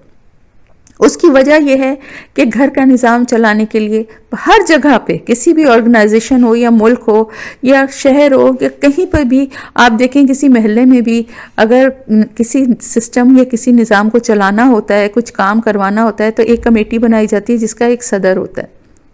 اور وہ صدر جو ہے وہ سب کے مشوروں سے چاہے لیکن فیصلہ کرنے کی اتھارٹی اس کے پاس ہوتی ہے۔ اب اگر ہر ایک اس میں دخل دینے لگے اور ایک کے بجائے 2 یا 3 صدر بنا دیے جائیں تو آپ خود سوچیں کیا پھوٹ پڑے گی۔ اسی طرح اگر گھر کے معاملات میں مرد کو جو اتھارٹی دی گئی ہے، عورت بھی اس میں برابر کی شریک ہو جائے تو پھر گھر کا نظام کیسا ہوگا۔ تو اس لیے اسی طرح سے بالکل اللہ تعالیٰ جو کہ خالق و مالک ہے، اس کے ساتھ اگر نعوذ باللہ استغفر اللہ کسی کو شریک کرنے کا کوئی گناہ کرتا بھی ہے تو وہ سوچ لے کہ پھر یہ جو نظام چل رہا ہے، یہ جو کائنات کا، اور یہ جس طرح سے سارا کچھ ہو رہا ہے، اللہ نہ کرے، ایک صرف مثال دینے کے لیے یہ بات کہہ رہی ہوں کہ 2 نعوذ باللہ خدا ہوں، ایک کہے کہ صبح ہونی چاہیے، ایک کہے کہ نہیں شام ہونی چاہیے، رات ہونی چاہیے، ایک کہے کہ بارش ہونی چاہیے، دوسرا کہے نہیں ہونی چاہیے، تو اس دنیا کا کیا حشر ہوگا۔ تو وہ واحد ہے، یکتا ہے، اور نہ کسی کو اس نے پیدا کیا ہے، نہ وہ کسی کی اولاد ہے، وہ ایسی ذات ہے جو ازل سے ابد تک ہے۔ تو اس کے ساتھ کسی کو شریک کرنا بہت ہی بڑا گناہ ہے۔ اور یہ بات بھی یاد رکھیں کہ ہر گناہ اللہ تعالیٰ معاف کر دے گا، اس کی مرضی ہے، وہ جس گناہ کو بھی چاہے وہ معاف کر دیتا ہے اور بندے کی توبہ قبول کر لیتا ہے، لیکن شرک ایسا گناہ ہے کہ جس کی کوئی معافی نہیں ہے۔ اس وقت تک جب تک کہ انسان اس کو خود ریئلائز کر کے اس پہ توبہ نہ کرے اور آئندہ کبھی نہ کرے، تو اس صورت میں اللہ تعالیٰ بڑا رحیم و کریم ہے، بندے کی توبہ قبول کرنے والا ہے۔ لیکن اگر کوئی شرک کی حالت میں مر جاتا ہے، خدا نخواستہ، تو چاہے وہ پوری زندگی بہت عبادت گزار رہا ہو، تہجد گزار رہا ہو، کتنی بھی اس نے نیکیاں کی ہیں، وہ سب زیرو ہو جائیں گی۔ اور شرک جو ہے نا، وہ اتنی زیادہ خطرناک چیز ہے کہ بعض دفعہ انسان کو احساس بھی نہیں ہوتا کہ وہ اپنے عمل یا اپنی کسی بات سے کوئی شرک والی بات کر رہا ہے۔ تو یہ جو چیز ہے نا، اس سے بہت ڈرنا چاہیے اور بہت بچنا چاہیے کہ اللہ تعالیٰ کے ساتھ کسی کو شریک نہ کرے۔ حضرت معاذ رضی اللہ تعالیٰ عنہ سے روایت ہے کہ حضور اکرم صلی اللہ علیہ وسلم فرماتے ہیں کہ جانتے ہو کہ اللہ عز و جل کا حق بندوں پر کیا ہے؟ تو صحابہ جواب دیتے ہیں کہ اللہ اور اس کا رسول زیادہ جاننے والے ہیں۔ آپ صلی اللہ علیہ وآلہ وسلم نے فرمایا یہ کہ وہ اسی کی عبادت کریں اور اس کے ساتھ کسی کو شریک نہ ٹھہرائیں۔ پھر فرمایا جانتے ہو جب بندہ یہ کرے تو ان کا حق اللہ تعالیٰ کے ذمے کیا ہے؟ وہ یہ ہے کہ وہ انہیں عذاب نہ دے۔ یعنی جو یہ کرے گا کہ ایک ہی اللہ کی عبادت کرے گا اور اس کے ساتھ شرک نہیں کرے گا اور اللہ کے احکامات پہ عمل کرنے والا ہوگا، تو پھر اس کے جو بھی چھوٹے موٹے گناہ ہوں گے اللہ اپنی رحمت سے، اللہ تعالیٰ رحیم و کریم ہے، معاف کر دے گا۔ اور اگر کوئی بڑے گناہ بھی ہیں تو اللہ کی رحمت سے امید یہی ہے کہ معافی مانگنے سے اللہ تعالیٰ گناہوں کو معاف کر دیتا ہے، اس کی رحمت اس کے غضب پہ غالب ہے۔ لیکن شرک ایسا گناہ ہے کہ جس کی کوئی معافی نہیں ہے۔ پھر اس کے ساتھ ساتھ قرآن شریف میں آپ کو کئی جگہ، بہت جگہوں پہ جہاں کہیں بھی اللہ کی عبادت کرنے کا اور شرک نہ کرنے کا جہاں کہیں بھی حکم آیا ہے، اس کے ساتھ ہی فوراً نیکسٹ جو ہے وہ ماں باپ کے ساتھ احسان کرنے کا بھی آیا ہے۔ وَبِالْوَالِدَيْنِ احسانا، اور ماں باپ کے ساتھ اچھا سلوک کرو، احسان کرو۔ احسان میں نے بتایا تھا نا کیا ہوتا ہے، یعنی جو کچھ ان کے ساتھ نیکی کی گئی ہے اس سے بڑھ کے نیکی کرنا احسان ہے۔ تو ماں باپ کے ساتھ نے جو کچھ ہمارے ساتھ کیا ہے اس سے بڑھ کے تو کرنے کی ہماری مجال بھی نہیں ہے اور ہم کر بھی نہیں سکتے۔ ماں باپ کا حق تو ادا ہو ہی نہیں سکتا، لیکن ان کے ساتھ احسان کرنا یہ ہے کہ ان کے ساتھ نرمی سے پیش آئے۔ ان کی ایک ایج ہوتی ہے کہ جس میں ماں باپ تھوڑا اکثر ایسی بات کر دیتے ہیں کہ جس پہ جو سمجھ میں نہیں آ رہی ہوتی اور وہ بار بار اسی پہ اصرار کرتے ہیں، یا کچھ اور ایسی باتیں ہوتی ہیں جن پہ ماں باپ سے اختلاف بھی ہوتا ہے، چاہے جوانی میں ہو چاہے بڑھاپے میں ہو۔ تو ایسے موقعوں پر نرمی اور محبت کا سلوک کرنا چاہیے۔ اس لیے یہ بات ذہن میں رکھنا چاہیے کہ جب انسان کچھ بھی کرنے کے قابل نہیں تھا اور اس وقت ان کو سنبھالنا اور ان کی گندگی کو صاف کرنا اور ان کو اس قابل بنانا، ان کو پڑھانا لکھانا، کھلانا پلانا، یہ ساری ذمہ داری اٹھانے والے ماں باپ تھے۔ ان کے لیے بھی بہت مشکل تھا۔ ایک نئے ماں باپ بننے والے جو ہوتے ہیں ان سے پوچھیے کہ ان کو کتنی مشکل ہوتی ہے، کس طرح سے بچوں کو پالا جاتا ہے، کس طرح سے ان کو سنبھالا جاتا ہے۔ لیکن یہ سب کچھ ماں باپ بڑی محبت سے اور بڑی خوشی خوشی کرتے ہیں، بہت لاڈ سے کرتے ہیں، اپنے اوپر تکلیفیں اٹھا کے کرتے ہیں۔ اولاد کبھی بھی اس طرح نہیں کر سکتی۔ اسی لیے کہیں پر بھی یہ آپ کو پورے قرآن میں ایک جگہ بھی یہ حکم نہیں ملے گا کہ اپنی اولاد کے ساتھ احسان کرو یا اپنی اولاد کے ساتھ اچھا سلوک کرو۔ ہر جگہ آپ کو یہی ملے گا کہ والدین کے ساتھ اچھا سلوک کرو، اس لیے کہ اللہ تعالیٰ انسان کی نیچر جانتا ہے۔ اپنی اولاد کے ساتھ کرنے کے لیے ماں باپ مجبور ہیں اپنی محبت سے، ان کے دل جو ہیں اللہ نے ایسے بنائے ہیں، ورنہ بچوں کی پرورش ہو نہیں سکتی۔ جس طریقے سے بچے پلتے ہیں اور جس طرح سے ستاتے ہیں، رات رات بھر جگاتے ہیں، کپڑے گندے کرتے ہیں، یہ ساری چیزیں کوئی برداشت نہیں کر سکتا اگر اللہ نے اس کے دل میں وہ محبت نہ ڈالی ہو جو وہ ماں باپ کے دل میں ڈالتا ہے، اسپیشلی ماں۔ لیکن باپ بھی کم نہیں ہے، یہ میں بار بار مینشن اس لیے بھی کرتی ہوں کہ ماں کا تو بہت ہم لوگ ذکر کرتے رہتے ہیں، لیکن باپ بھی کچھ کہتا نہیں ہے لیکن اس کی محبت جو ہے نا وہ اظہار نہیں کر پاتا، لیکن اس کے دل میں جو محبت اپنی اولاد کے لیے ہوتی ہے وہ ماں سے کم نہیں ہوتی۔ ماں کا درجہ اس لیے زیادہ ہے کہ ماں پیدائش سے پہلے بھی بہت تکلیفیں اٹھاتی ہے، اولاد کے پیدا ہونے کے بعد بھی اس کی پرورش میں بہت تکلیفیں اٹھاتی ہے، لیکن باپ بھی کہیں پیچھے نہیں ہوتا، باپ بھی بہت بہت اپنی اولاد کے لیے قربانیاں دیتا ہے اور تکلیفیں اٹھاتا ہے۔ تو یہ اللہ تعالیٰ نے ایسی محبت دل میں ماں باپ کے رکھی ہے کہ اولاد کے لیے اللہ تعالیٰ نے کہیں تاکید اسی لیے نہیں کی کہ ماں باپ خود مجبور ہیں اپنی محبت کے ہاتھوں، لیکن اولاد کے لیے بار بار یہ تاکید کی گئی ہے کہ ماں باپ کے ساتھ اچھا سلوک کرو، کیونکہ اولاد جو ہے اس کے دل میں وہ محبت اور وہ تڑپ نہیں اپنے ماں باپ کے لیے ہوتی، عام طور سے، بعض جگہ ہوتی بھی ہے لیکن عام طور سے نہیں ہوتی جو کہ اپنی اولاد کے لیے ہوتی ہے۔ اسی لیے اس کا بہت اجر و ثواب بھی ہے۔ ماں باپ کا خیال کرنا، ان کے ساتھ احسان کرنا، ان کے ساتھ اچھا سلوک کرنا، اس کا بڑا درجہ ہے، بہت اجر ہے اس کا۔ دنیا میں بھی یہ ایسا عمل ہے کہ اس کو جو ماں باپ کا نافرمان اور جو ماں باپ کو خوش نہیں رکھتا، ماں باپ کی بد دعا لیتا ہے، وہ یہ ایسا گناہ ہے کہ وہ آخرت کے ساتھ ساتھ دنیا میں بھی اس کے اثرات نظر آ جاتے ہیں۔ اور اسی طرح جو ماں باپ کی خدمت کرنے والے، ماں باپ کو خوش کرنے والے، جن کو دیکھ کے، جن کے عمل سے خوش ہو کے ماں باپ کے دل سے دعا نکلے، وہ آپ کو دنیا میں بھی کامیاب نظر آئیں گے اور ان کی اولادیں بہت نیک ہوں گی۔ یہ خاص بات ہوتی ہے، کر بھلا سو ہو بھلا۔ تو یہاں پر خاص تاکید ہے کہ ماں باپ کے ساتھ اچھا سلوک کیا جائے، وَبِذِی الْقُرْبَى وَالْیَتَامَى وَالْمَسَاکِین، اور ساتھ ہی ساتھ رشتہ داروں کے ساتھ بھی۔ رشتہ داروں کے لیے بھی بہت تاکید اس لیے کی جاتی ہے کیونکہ رشتہ دار ایسا تعلق ہے ان سے کہ جس کو آپ چھوڑ نہیں سکتے۔ آپ کے دوست نہیں ہیں کہ آپ کو پسند نہیں آئے یا آپ کی مرضی کے خلاف بات کی تو آپ نے دوستی ختم کر لی۔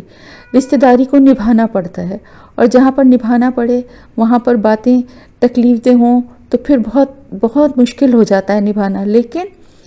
اسی لیے تاکید ہے، اسی لیے ثواب ہے۔ جہاں پر انسان کو اپنے دل، اپنی خوشی اور اپنی مرضی کو چھوڑ کے اللہ کی بات ماننی پڑتی ہے، اور اللہ کی بات مان کے وہ کچھ کرتا ہے، کسی کے ساتھ اچھا تعلق رکھتا ہے یا کسی کے ساتھ خوش اخلاقی سے یا اس کی برے رویے کے باوجود اس کے ساتھ اچھی طرح پیش آتا ہے، اسی کا اجر و ثواب ہے۔ تو یہ بات اس لیے یہاں پر تاکید کی گئی ہے والدین کے ساتھ ساتھ۔ اور یہ احسانہ جو ہے نا، یعنی احسان کرنا، یہ آگے سب کے ساتھ لگے گا۔ جیسا کہ پہلے بھی میں نے آپ کو بتایا تھا کہ یہ طریقہ ہوتا ہے کہ جیسے ہم مثال کے طور پہ ہم کسی چیز کے لیے کہتے ہیں نا کہ ہم نے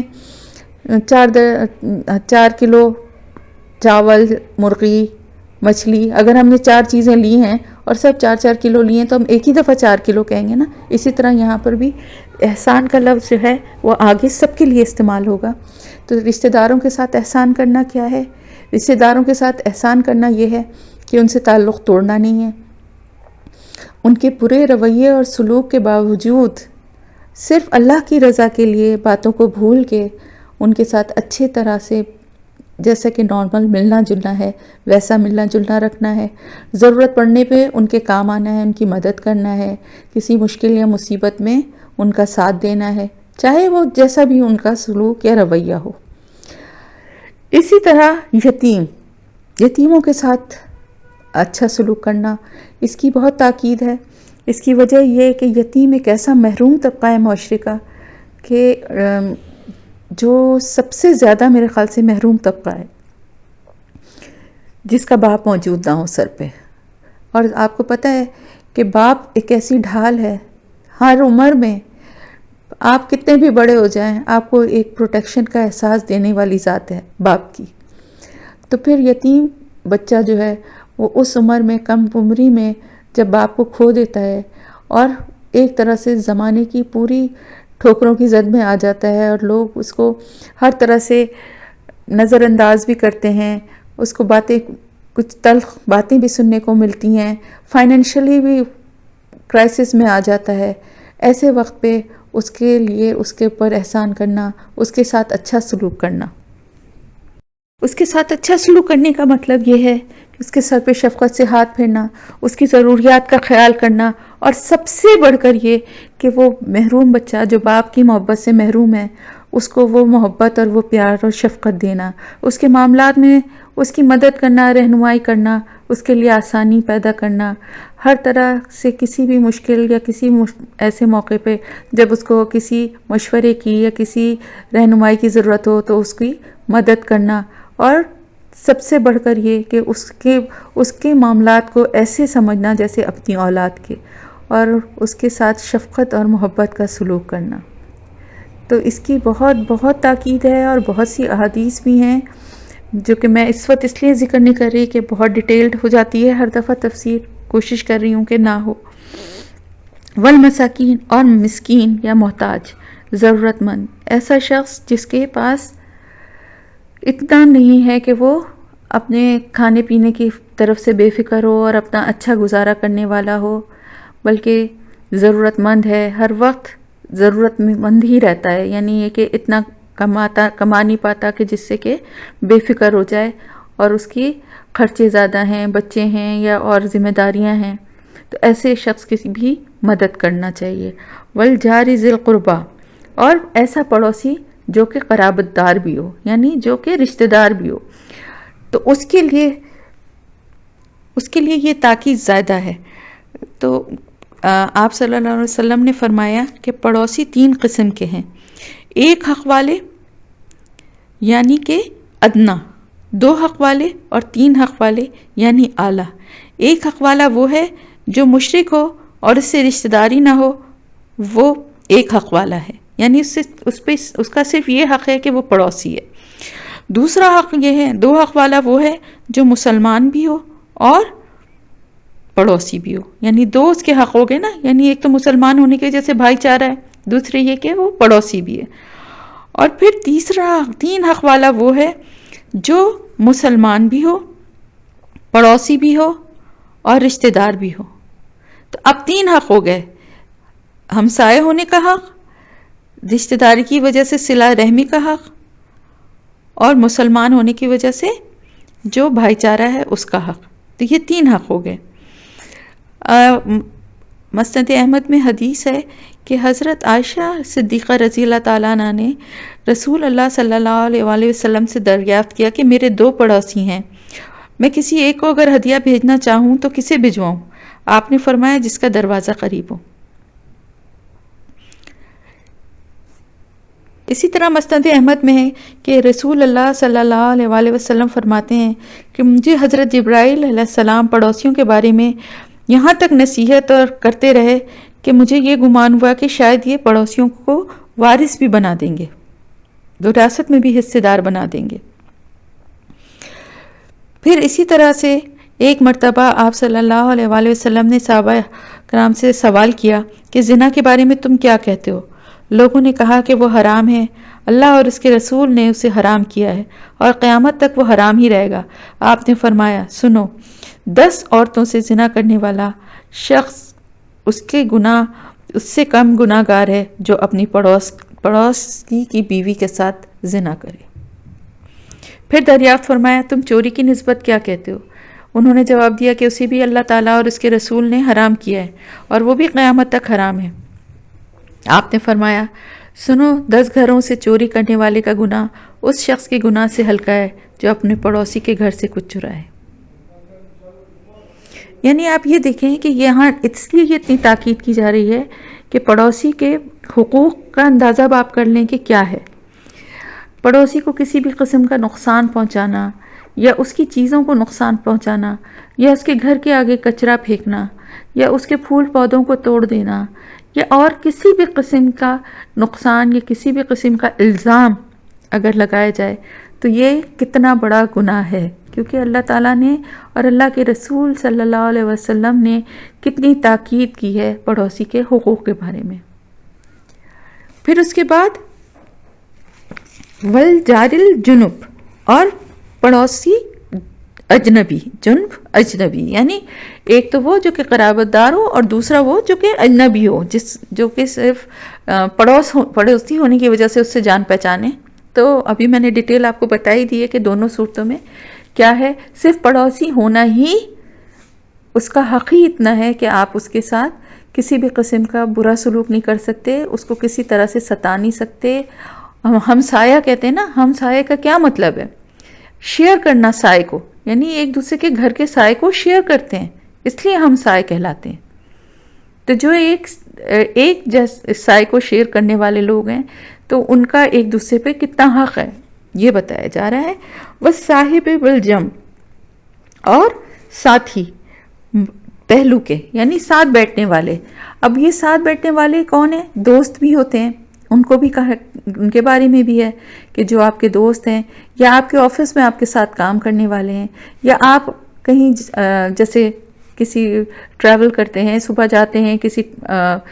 بس پہ یا کسی اس پہ، ڈیلی آپ کے ساتھ کوئی بیٹھتا ہے سیٹ پہ، وہ بھی آپ کا ساتھی ہے۔ اس طرح سے دوستی کے علاوہ بھی جو آپ کے ساتھ کام کرنے والے یا آپ کے ساتھ رہنے والے ہیں ان کے بارے میں کہ ان کے ساتھ بھی اچھا سلوک کرو. کیا اچھا سلوک کرو؟ اگر انہیں کسی چیز کی ضرورت ہے تو دے دو. اگر جگہ تنگ ہے تو تھوڑے سمٹ کے بیٹھ جاؤ. یہ نہیں کہ بہت سارے لوگوں کی عادت ہوتی ہے کہ جب دیکھتے ہیں کہ جگہ کم ہے تو اور زیادہ پھیل کے بیٹھ جاتے ہیں کہ دوسرا آدمی جو ہے وہ تکلیف اٹھائے، ہم کیوں کریں. یا اسی طرح ایک اور بہت امپورٹنٹ بات ہے کہ جس کا عام طور سے لوگ خیال نہیں کرتے، وہ یہ کہ آپ کے پاس سے کوئی ایسی اسمیل نہ آئے. آپ کسی ایسی محفل میں بیٹھے ہیں، مسجد کے بھی ساتھی اس میں آ گئے، جیسے مسجد میں ساتھ پڑھنے والے نمازی جو ہیں وہ بھی اس میں آ گئے، اس کیٹیگری میں. یا آپ کے دوست ہیں یا آپ کے اس طرح کے ساتھ سفر کرنے والے ہیں، لیکن کسی کے پاس سے پسینے کی یا کسی چیز کی اسمیل آتی ہے جس سے ساتھ بیٹھنے والے کو ناگوار گزر رہی ہے، لیکن وہ کچھ کر نہیں سکتا، مجبور ہے، تو اس چیز کا خیال بھی کرنا چاہیے. اسی طرح اننیسیسری بعض لوگوں کی عادت ہوتی ہے کہ آپس میں جیسے ایک جگہ کام کر رہے ہیں، ایک دوسرے کا پین اٹھا لیا، یہ کسی پیپر پہ بلا وجہ کچھ لکھنا شروع کر دیا جس سے دوسرے آدمی کو تکلیف ہو رہی ہے. کہنے کو یہ سب چھوٹی چھوٹی باتیں، لیکن ان سب چیزوں کا بھی خیال رکھنا چاہیے. وابن السبیل، اور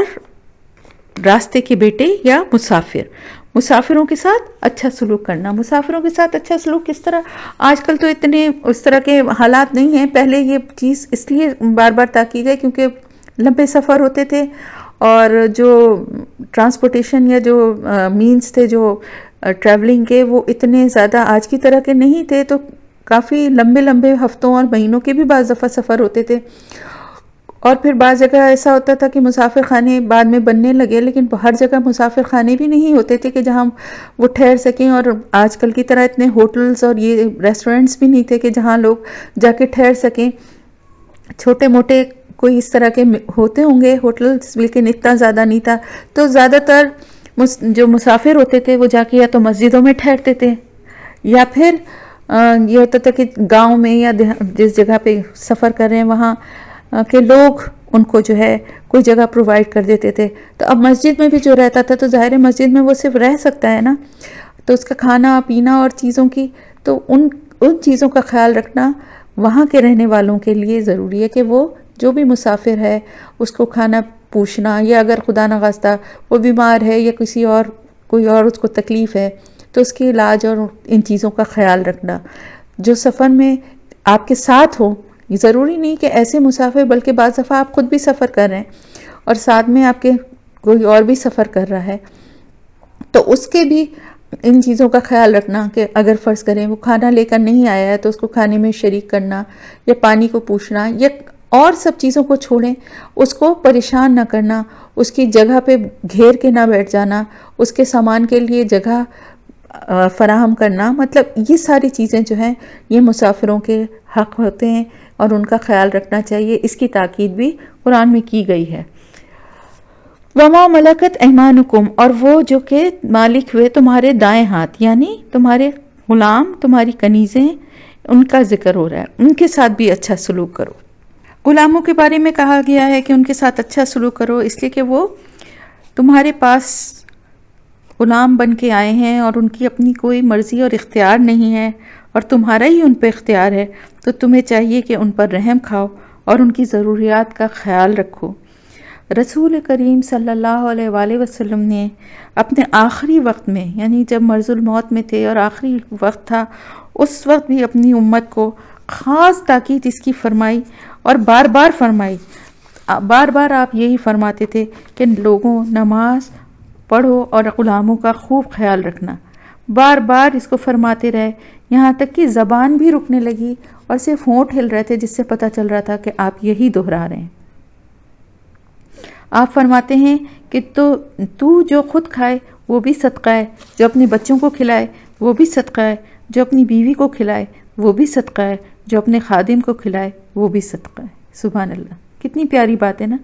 یعنی دیکھیے اپنے بیوی بچوں کو کھلانا تو فرض ہے. ایک شخص جو ہے کماتا ہی اسی لیے کہ اپنے گھر والوں کو، بیوی بچوں کو کھلانے کے لیے، لیکن وہ سب صدقہ بھی ہے ساتھ میں، تو ثواب بھی ہے. تو دیکھیں دین پہ چلنے والوں کے لیے کتنی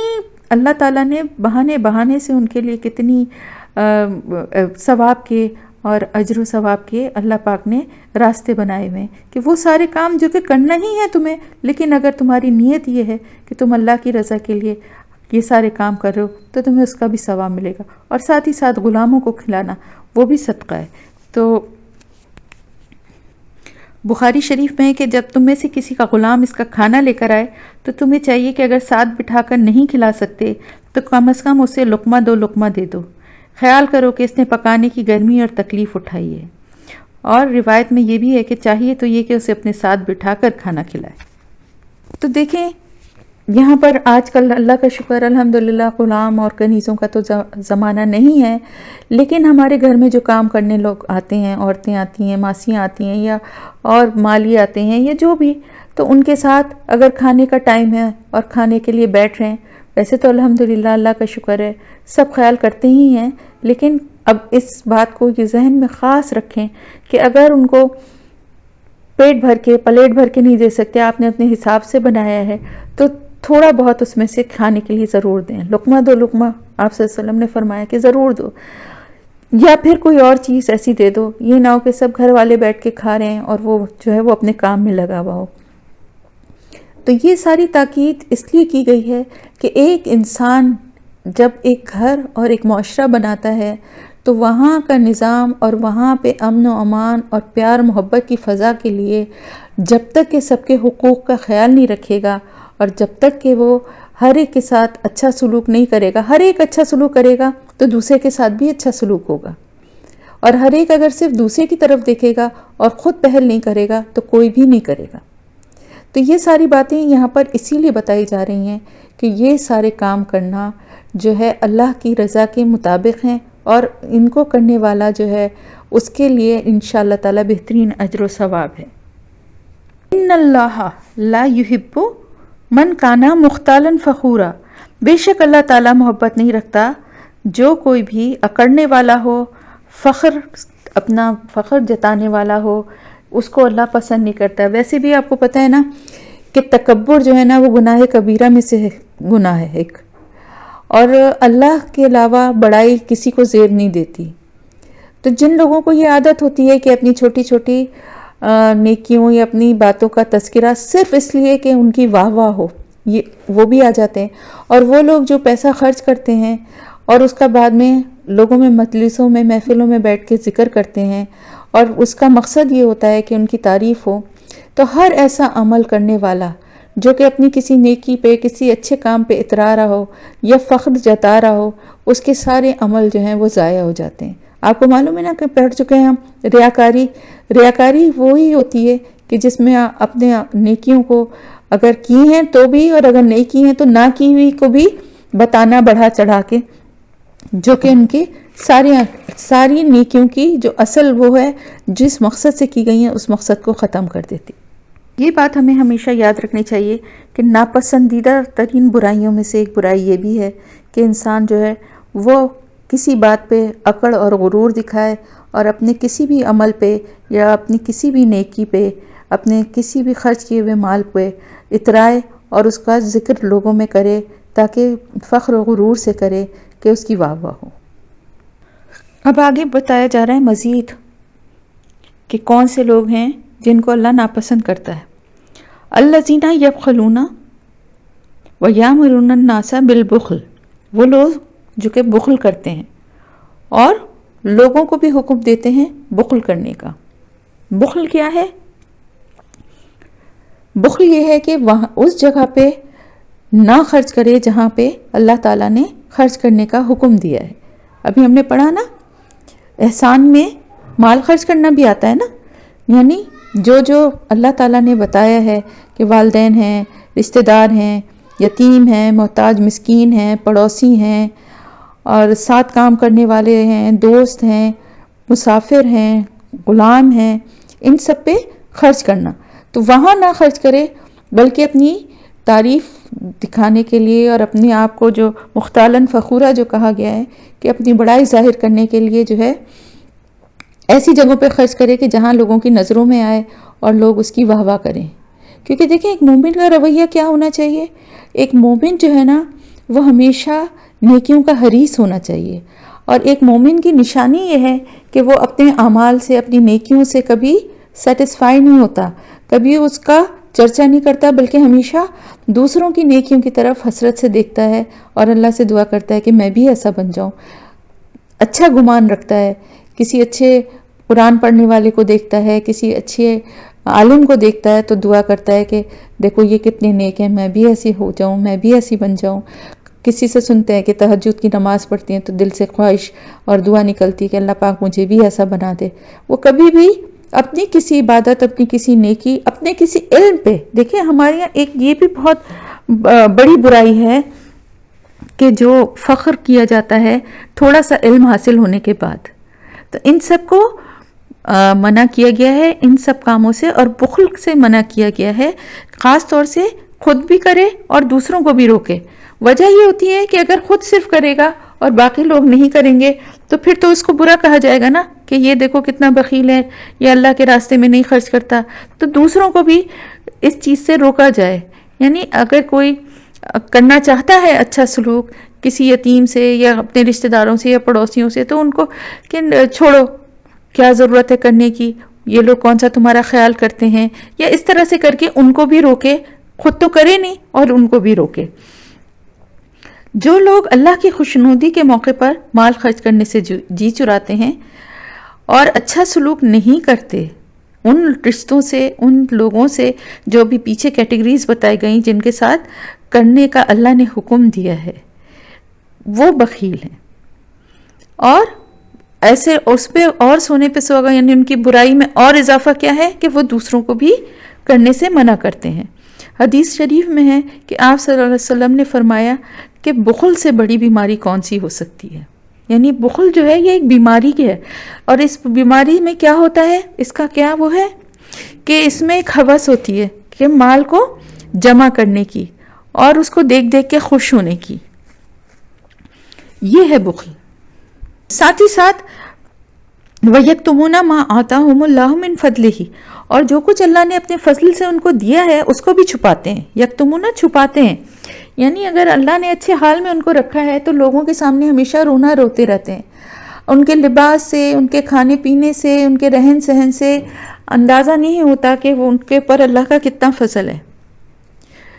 نہ دینے لینے میں، نہ کسی اور موقع پر اللہ کی نعمتوں کو وہ چھپاتے ہیں، انہیں ظاہر نہیں کرتے. تو اس سے ہمیں یہ بات بھی پتہ چلتی ہے کہ اگر اللہ تعالیٰ نے ہمیں اپنی نعمتیں دی ہیں، اچھا کھانا اور اچھا پہننا جو ہے یہ کوئی گناہ کی بات نہیں ہے. اسراف جو ہے وہ گناہ ہے، لیکن اللہ کی نعمتوں کو استعمال کرنا اور اس طرح سے کرنا کہ ہم نظر آئے کہ ایک شکر گزار بندہ ہے جس پہ اللہ کی رحمت ہے اور اس کے اللہ نے نوازا ہے، تو اس کے رہن سہن سے، اس کے دینے لینے سے، اس کا خرچ کرنے سے، اس کے کھانے پینے سے اندازہ ہو کہ یہ اللہ کا فضل ہے اس کے اوپر. نہ کہ یہ کہ حلیہ بھی ایسا بنا ہوا ہو، گھر کا حال بھی ایسے ہی ہو اور تجوریوں میں پیسے بھرتے جائیں. تو اس چیز سے یہاں پہ منع کیا جا رہا ہے کہ اگر اللہ نے کسی کو اپنی نعمتیں دی ہیں تو پھر وہ نظر بھی آنی چاہیے. اللہ کا شکر ادا کرتے ہوئے اللہ کی نعمتوں کو استعمال کرنا بھی ثواب ہے. اور پھر آگے اللہ تعالیٰ فرما رہا ہے وَآتَدْنَا لِلْكَافِرِينَ عَذَابًا مُهِينًا، اور کافروں کے لیے ہم نے رسوا کن مہینہ، رسوائی والا یا رسوا کن عذاب تیار کر رکھا ہے. اب آپ صرف یہ دیکھیے کہ ان لوگوں کو جو کہ بخل کرتے ہیں، جو کہ فخر اور غرور کرتے ہیں، اور جو دوسروں کو بھی خرچ کرنے سے، اللہ کے بتائے ہوئے طریقوں سے جو جہاں پہ خرچ کرنا چاہیے منع کرتے ہیں، ان کے لیے کیا لفظ آ رہا ہے؟ کافر. کافروں کے لیے اللہ تعالیٰ نے رسوا کن عذاب تیار کیا ہے، کیونکہ کفر ہے انکار کرنا. تو جو اللہ کے حکم کا انکار کرتا ہے وہ اس کو کافر کہا گیا ہے. والذین ينفقون اموالهم رئاء الناس ولا یؤمنون باللہ، اور وہ لوگ جو خرچ کرتے ہیں ان کے مال کو دکھاوے کے لیے لوگوں کو، اور ایمان نہیں رکھتے نہ اللہ پر نہ آخرت کے دن پر. اب یہ وہی والی بات دوبارہ سے آ گئی، اس لیے بہت اس کی پہلے تفصیل ہو چکی ہے، اس لیے یہاں پر نہیں کروں گی، کہ ریاکاری جو ہوتی ہے یعنی پیسے کو اس طرح سے خرچ کرنا کہ جس سے ان کی واہ واہ ہو اور لوگ ان کو اچھا کہیں اور ان کو بہت سخی کہیں، تو پھر ایسے لوگ جب قیامت کے دن ان کو جب بتائیں گے، وہ کھڑے ہوں گے اللہ کے سامنے اور کہیں گے کہ ہم نے اتنا مال تیری راہ میں خرچ کیا، تو اللہ تعالیٰ فرمائے گا کہ تم نے جس مقصد سے کیا تھا وہ مقصد تو پورا ہو گیا، تم نے ریاکاری کے لیے کیا تھا کہ لوگ تمہاری تعریف کریں اور تمہیں بہت اچھا اور نیک انسان سمجھیں، سخی سمجھیں، تو وہ مقصد تمہیں دنیا میں حاصل ہو گیا، تو اب تمہارے لیے یہاں پر کچھ بھی نہیں ہے۔ تو جو لوگ یہ کرتے ہیں، اپنے مال کو لوگوں کے دکھاوے کے لیے خرچ کرتے ہیں، ان کا نہ اللہ پہ ایمان ہے اور نہ آخرت کے دن پر۔ ریاکاری جو ہے نا وہ بہت ہی بڑا گناہ ہے، اور آپ کو پتہ ہے کہ ریاکار کے لیے بہت سخت سزا ہے، کیونکہ ریاکاری جو ہے نا وہ شرک کی ہی ایک قسم ہے، کیونکہ آپ صلی اللہ علیہ وسلم نے فرمایا کہ جس نے دکھاوے کی نماز پڑھی اس نے شرک کیا، جس نے دکھاوے کے لیے مال خرچ کیا اس نے شرک کیا۔ تو یہ دکھاوا جو ہے وہ یہ ہے، اس کا مقصد یہ ہوتا ہے نا کہ انسان اپنی ذات کو آگے کرنا چاہتا ہے، اللہ کی خوشنودی نہیں چاہیے اس کو، بلکہ اپنی تعریف چاہیے۔ تو اللہ تعالیٰ یہاں فرما رہا ہے کہ قیامت کے دن جو ہے اللہ تعالیٰ کے سامنے جب وہ لوگ آئیں گے تو اللہ تعالیٰ ان سے پوچھے گا کہ تم نے جو مال دیا گیا تھا اس کا کیا تم نے کیا؟ تو وہ سخی کہے گا کہ اللہ تعالیٰ میں نے ہر اس جگہ، ہر اس راہ میں جہاں کہ تو نے کہا تھا، جس میں تیری رضا تھی، وہاں میں نے اپنا مال خرچ کیا ہے۔ تو اللہ تعالیٰ کی طرف سے جواب ملے گا کہ تو جھوٹا ہے، تیرا ارادہ تو صرف یہ تھا کہ تو سخی مشہور ہو جائے اور وہ ہو چکا، یعنی تیرا مقصد دنیا کی شہرت ہی، وہ تجھے میں دنیا میں دے چکا ہوں۔ اور یہ یاد رکھیں کہ سب سے پہلے جہنم میں اوندھے منہ گرائے جائیں گے، استغفر اللہ، ریاکار عالم، ریاکار غازی، ریاکار سخی، اور انہی سے جہنم کی آگ سلگائی جائے گی۔ اتنا بڑا گناہ ہے ریاکاری۔ پھر آگے اللہ تعالیٰ قرآن میں یہ بھی فرما رہا ہے کہ یہ سب جو وہ ریاکاری کرتے ہیں اور جو اللہ تعالیٰ کے بتائے ہوئے جو کام ہیں ان کو نہیں کرتے، بلکہ صرف اپنی شہرت اور اپنی تعریف کے لیے کوئی بھی نیکی کا کام کرتے ہیں، در حقیقت ان کا نہ اللہ پہ ایمان ہے اور نہ قیامت کے دن پہ ایمان ہے، ورنہ اگر ان کا ایمان ہو تو وہ کبھی اتنی اس طرح کی بات یا اس طرح کا کام نہیں کر سکتے۔ دراصل وہ اس وجہ سے ایسا کرتے ہیں کہ وہ شیطان کے دوست ہیں، شیطان کے ساتھی ہیں اور شیطان ان کا ساتھی ہے، اسی لیے شیطان کے پھندے میں پھنسے ہوئے ہیں اور ایسے کام کر رہے ہیں، کیونکہ ساتھی اگر آپ کا دوست آپ کا جو ہے وہ کسی غلط راستے پہ ہوگا تو آپ کو بھی غلط راستے پہ ہی لے جائے گا۔ نا جو ہے نا یہ قریبی ساتھی کو کہا ہے کہ جو ہر وقت ساتھ رہنے والا، تو کتنا ہی برا ہے، یعنی شیطان کا ساتھ اگر استغفر اللہ نعوذ باللہ کسی کو مل رہا ہے اور وہ شیطان کا ساتھی یا دوست ہے، تو یہ کتنا برا ساتھ ہے جو اس کو جہنم کی طرف لے جائے گا۔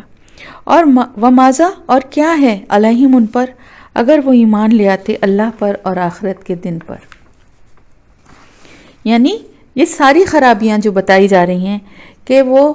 فخر کرنے والا، غرور کرنے والا، اکڑ کے چلنے والا، اترانے والا، اللہ کی راہ میں خرچ نہ کرنے والا، دوسروں کو روکنے والا خرچ کرنے سے، ریاکاری کرنے والا، یہ سارے کام جو اللہ تعالیٰ نے بتائے تھے، وہ سارے رشتے، وہ سارے تعلقات جن سے اللہ نے احسان کرنے کا حکم دیا تھا، ان سے اچھا سلوک نہ کرنے والا، یہ سب کی بنیادی وجہ کیا ہے کہ اس کو ایمان جو ہے نا وہ اللہ اور یوم آخرت پہ نہیں ہے، اسی لیے وہ شیطان کا ساتھی بن گیا ہے۔ تو اللہ تعالیٰ فرماتا ہے کیا ہوتا اگر یہ جو ہیں اللہ پر اور یوم آخرت پہ ایمان لانے والے ہو جاتے، یعنی اگر صرف بنیاد جس چیز پر ہے نا کہ اللہ پہ ایمان اور آخرت کے دن پہ ایمان، اگر اس پہ ہی ان کا عقیدہ مضبوط ہوتا اور ان کے دل میں یہ اللہ کا خوف اور آخرت کے دن کا خوف ہوتا، تو یہ ساری برائیاں جو ہیں ان کی خود بخود دور ہو جاتی۔ اور وَأَنفِقُوا مِمَّا رَزَقَهُمُ اللَّهُ، اور وہ خرچ کرتے جو کچھ اللہ نے دیا ہے انہیں، یعنی آپ دیکھیں خرچ کرنا اللہ کی راہ میں کتنی بڑی نیکی ہے، یعنی ساری برائیوں سے نکالنے والی نیکی ہے اللہ پہ ایمان رکھنا، آخرت کے دن پہ ایمان رکھنا، اور جب یہ دونوں کام کرے تو پھر اللہ کی راہ میں خرچ بھی کرے جو کچھ اللہ نے دیا ہے، اور اس طریقے سے کرے جس طریقے سے اللہ نے بتایا ہے۔ وَكَانَ اللَّهُ بِهِمْ عَلِيمًا، اور اللہ تعالیٰ ان کے ساتھ ہے جاننے والا، ان کے ہر عمل کو، ان کی ہر بات کو جاننے والا ہے، ان کی نیتوں کو جاننے والا ہے۔ ریاکاری کرنے والے یہ نہ سمجھیں کہ وہ دنیا میں لوگوں کو تو دھوکہ دے سکتے ہیں، وہ اللہ کو بھی دھوکہ دے دیں گے۔ اللہ تعالیٰ نیتوں کا حال جاننے والا ہے۔ ان اللہ لا یظلم مثقال ذرہ، اور اللہ تعالیٰ نہیں ظلم کرتا کسی پر ایک ذرے کے برابر بھی۔ وَإِن تَكُ حَسَنَةً يُضَاعِفْهَا وَيُؤْتِ مِن لَدُنْهُ أَجْرًا عَظِيمًا، اور اگر نیکی کوئی کرتا ہے تو وہ اس کو دگنا کر دیتا ہے، کئی گنا بڑھا دیتا ہے، اور دیتا ہے اپنے پاس سے اجر بہت بڑا۔ یعنی اللہ پاک عمل، جو بھی عمل ہے انسان کے، ان میں اگر کوئی برائی ہے، کوئی گناہ ہے، تو وہ جتنا ہے، جس قدر ہے، صرف اتنا ہی اس کا صلہ دیا جائے گا۔ ایک ذرے، رائی کے ذرے کے برابر، ایک دانے کے برابر بھی اللہ پاک اس میں بڑھائے گا نہیں، یعنی اس میں اس کی جو بھی سزا یا جو بھی اس کا گناہ ہے اس میں ذرا سا بھی اضافہ نہیں ہوگا۔ اس کے برعکس اگر نیکیاں ہیں تو ان کو کئی گنا بڑھا دے گا، اپنے پاس سے اجر و ثواب بڑھا چڑھا کے دے گا۔ یہ ہے اللہ پاک کی رحمت، اور یہ ہے اللہ پاک کی شفقت اور محبت اپنے بندوں پر، کہ وہ معاملات تو اللہ کے پاس سارے ہی جانے ہیں نا، اچھے عمل اور برے عمل دونوں جائیں گے، تو دونوں کو ہی اگر اللہ تعالیٰ اسی طرح سے کرے کہ گناہوں کو بھی بڑھا چڑھا کے اس انسان کی نیت اور اس کی شدت کو دیکھتے ہوئے گناہوں کو بھی بڑھا دے، سوچ پہ بھی اس انسان کو گناہ دے، برائی کی سوچ رکھنے پہ کوئی گناہ نہیں ہے، بلکہ اگر سوچ رکھنے کے بعد اس ارادے کو چھوڑ دیا اللہ کے لیے تو پھر اس پہ بھی نیکی کا ثواب ہے، لیکن نیکی کا صرف ارادہ کرنے پہ بھی ثواب ہے، اور پھر اس نیکی کو کرنے کا اللہ کے پاس سے جو بھی اللہ تعالیٰ بڑھا چڑھا کے دینا چاہے اتنا ثواب ہے۔ اور یہ سب کچھ کس طرح سے ملے گا؟ من لدنہ، اپنے پاس سے دے گا، خاص اپنے پاس سے۔ ہماری نیکیاں نہیں ہوں گی، ہمارے اعمال نہیں ہیں، بلکہ اللہ کی رحمت سے اللہ اپنے پاس سے بڑھا چڑھا کے اجر و ثواب دے گا، بہت بڑا، عظیمہ۔ سورہ لقمان میں حضرت لقمان نے اپنے صاحبزادے سے فرمایا تھا کہ اے بیٹے، اگر کوئی چیز رائی کے دانے کے برابر ہو اور وہ کسی پتھر یا آسمانوں میں ہو یا زمین کے اندر ہو، اللہ اسے بھی لا کر حاضر کر دے گا۔ بے شک اللہ تعالیٰ باریک بین ہے،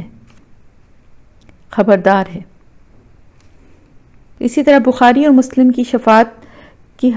حدیث میں ہے کہ اللہ تعالیٰ فرمائے گا جن لوگوں کو جہنم میں ڈال دیا گیا ہوگا کہ جاؤ لوٹ کر اور دیکھو کہ جس کے دل میں بھی رائی کے دانے کے برابر ایمان ہے اسے جہنم سے نکال لاؤ۔ تو اس طرح سے بھی بہت سی مخلوق جہنم سے آزاد ہوگی۔ فَكَيْفَ إِذَا جِئْنَا مِنْ كُلِّ أُمَّةٍ بِشَهِيدٍ وَجِئْنَا بِكَ عَلَى هَؤُلَاءِ شَهِيدًا، پھر کیسا ہوگا وہ دن جب ہم لائیں گے ہر امت میں سے ایک گواہ، اور ہم لائیں گے آپ کو ان سب پر گواہ بنا کر۔ اس دن آرزو کریں گے وہ لوگ جنہوں نے کفر کیا اور نافرمانی کی رسول کی، کاش برابر کر دی جائے زمین ان پر، اور وہ اللہ سے کچھ بھی، کوئی بات بھی نہیں چھپا سکیں گے۔ یہ قیامت کے ہولناک دن کی منظر کشی ہے،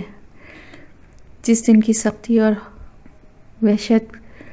اللہ تعالیٰ سے ہر مسلمان کو اپنی پناہ میں رکھے، ہم سب کو اپنی پناہ میں رکھے۔ اس دن انبیاء، جتنے بھی انبیاء علیہ السلام ہیں، ان سب کو پیش کیا جائے گا بطور گواہ، اپنی اپنی امت کے گواہ بن کر وہ پیش ہوں گے، اور پھر تمام ان سب پہ آپ صلی اللہ علیہ وسلم کی کو گواہ بنا کے حاضر کیا جائے گا۔ ہر امت میں سے اس کا نبی جو ہے وہ گواہ ہوگا، اور حضور اکرم صلی اللہ علیہ وسلم جو ہیں وہ سب پہ گواہ ہوں گے۔ تو آپ صلی اللہ علیہ وسلم کس طرح سے گواہ ہوں گے؟ اس طرح سے گواہ ہوں گے کہ جن لوگوں میں آپ موجود تھے ان کے لیے گواہ ہیں، پھر قیامت تک جو مسلمان ہیں ان کے اعمال بھی اللہ پاک کے پاس صبح اور شام، آپ دیکھیں جو ہم اذکار پڑھتے ہیں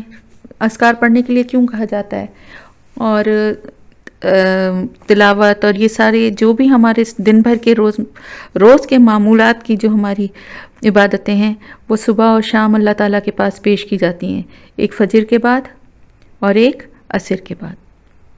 اسی لیے عصر سے مغرب تک کا وقت جو ہے نا، اس وقت عبادت کرنا چاہیے، تسبیحات پڑھنی چاہیے، اذکار پڑھنے چاہیے، کیونکہ یہ وہ وقت ہوتا ہے جب فرشتے ہمارے اعمال لے کے اللہ کے پاس جاتے ہیں، پیش کیے جاتے ہیں ہمارے اعمال. تو اسی طرح سے جمعے کے دن کے لیے بھی کہا جاتا ہے کہ جمعے کے دن اعمال پیش کیے جاتے ہیں. تو پھر یہ جو بھی ہمارے اعمال ہیں جب اللہ تعالیٰ کے سامنے پیش ہوتے ہیں تو وہ انبیاء کے پاس بھی ان کی وہ پیش کیے جاتے ہیں، اور ہمارے ماں باپ جو ہیں ان پر بھی ان کو بھی ان کے بارے میں پتہ چلتا ہے، ان کے پاس پہنچتے ہیں ہمارے اعمال، جو کچھ بھی ہم پڑھ رہے ہیں، جو کچھ بھی ہم کر رہے ہیں ان کے لیے، یا ہمارے ماں باپ کے لیے تو اولاد کا ہر عمل ہی صدقہ جاریہ ہے جو ان تک پہنچتا ہے. تو آپ صلی اللہ علیہ وسلم ان آیات پہ کی جب بھی تلاوت ہوتی تھی تو آپ صلی اللہ علیہ وسلم 2-3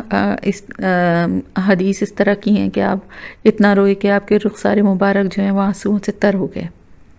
کیونکہ یہ بہت، اگر دیکھا جائے تو یہ بہت ایک عجیب سننے میں اور پڑھنے میں بھی ہے کہ کیا وہ منظر ہوگا کہ سب لوگ وہاں جمع اللہ کے پاس ہوں گے، ایک وحشت اور گھبراہٹ کا حال ہوگا، اور اس وقت پھر تمام انبیاء گواہی دیں گے اور آپ صلی اللہ علیہ وسلم ان سب پہ اور اپنی امت کی گواہی دینے کے لیے آئیں گے. اور اس وقت جو اعمال، اللہ تعالیٰ سب کو اپنی پناہ میں رکھے اور اللہ پاک دائیں ہاتھ میں سب کے اعمال نامے دے، اور اللہ تعالیٰ بغیر حساب کتاب کے تمام مسلمانوں کو اللہ پاک اپنی رحمت سے جنت الفردوس میں جگہ عطا فرمائے. تو یہ اس وقت کا بیان ہوا ہے کہ جس پہ آپ صلی اللہ علیہ وسلم کیونکہ گواہ ہیں، اور آپ کی امت جو ہے وہ بھی گواہ ہے. آپ کی امت کا ہر فرد جو ہے نا وہ گواہ ہے. کس بات کا گواہ ہے؟ اس بات کا کہ اللہ ایک ہے، اور آپ صلی اللہ علیہ وسلم اللہ کے رسول ہیں، اور اللہ تعالیٰ کے پیغام کو دوسرے لوگوں تک پہنچانا یہ ہے اس کی گواہی، اس کی ذمہ داری، اور اس ذمہ داری کے بارے میں اس سے پوچھا جائے گا. پھر آپ صلی اللہ علیہ وسلم ان سب پہ گواہ ہوں گے. آپ نے اپنا فرض پورا کیا، آپ کے لیے جو بھی جس مقصد سے آئے تھے آپ نے اس کو پوری طرح سے ادا کیا، یہ گواہی آپ کی دی جائے گی. اس دن کافر جو ہیں ان کی جو ہے بہت بری حالت ہوگی. مومنین کو تو انشاءاللہ تعالی اللہ کی رحمت کا آسرا ہے، اللہ پاک رحم و کرم کا ہی معاملہ فرمائے گا، لیکن اس دن کافروں کا یہ حال ہوگا کہ وہ کہیں گے کاش میں کسی زمین میں سما جاؤں اور زمین برابر ہو جائے. یعنی موت کی خواہش کریں گے اور کہیں گے کہ کسی طرح سے میں مٹی میں مل جاؤں، کسی طرح میں فنا ہو جاؤں اور مجھے اس مرحلے سے نہ گزرنا پڑے، اللہ کے سامنے حاضر نہ ہونا پڑے، اور اپنے گناہ اور کفر کی باتوں کو نہ دیکھنا پڑے، کیونکہ اس دن سب کچھ عیاں ہو جائے گا نا، سچ اور جھوٹ کا پتہ چل جائے گا، اور سب کچھ جب آنکھوں سے نظر آنے لگے گا تو پھر اس وقت ان کی گھبراہٹ اور وحشت یہ ہوگی، اور کافر اسی لیے کہے گا کہ میں کاش میں مٹی ہو جاؤں. پھر فرمایا اللہ تعالیٰ نے کہ ان کا یہ خوف اور ان کا یہ ڈر اللہ تعالیٰ نے بتایا کیوں؟ اس وجہ سے ہے کیونکہ انہوں نے رسول کی نافرمانی کی اور کفر کیا. سب سے پہلے تو اللہ کا انکار کیا، کفر کیا، اور پھر رسول کی نافرمانی کی. رسول ان کو بار بار اللہ کی طرف بلاتا رہا، اللہ کے احکامات اور اللہ کی کتاب کی طرف بلاتا رہا، لیکن انہوں نے ایک نہ سنی اور دنیا میں ڈھٹائی اور نافرمانی کا رویہ اپنائے رہے. اب قیامت کے دن جب سب کچھ اپنی آنکھوں سے دیکھ رہے ہیں اور سچائی کا پتہ چل گیا ہے تو پھر گھبرا کے کہیں گے کہ ہمیں کاش میں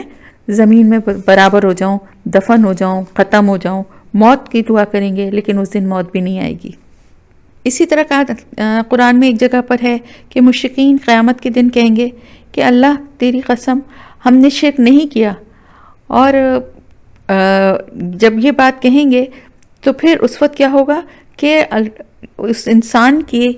ہاتھ زبان کو چپ کروا دیا جائے گا، ہاتھ پاؤں. سورہ یاسین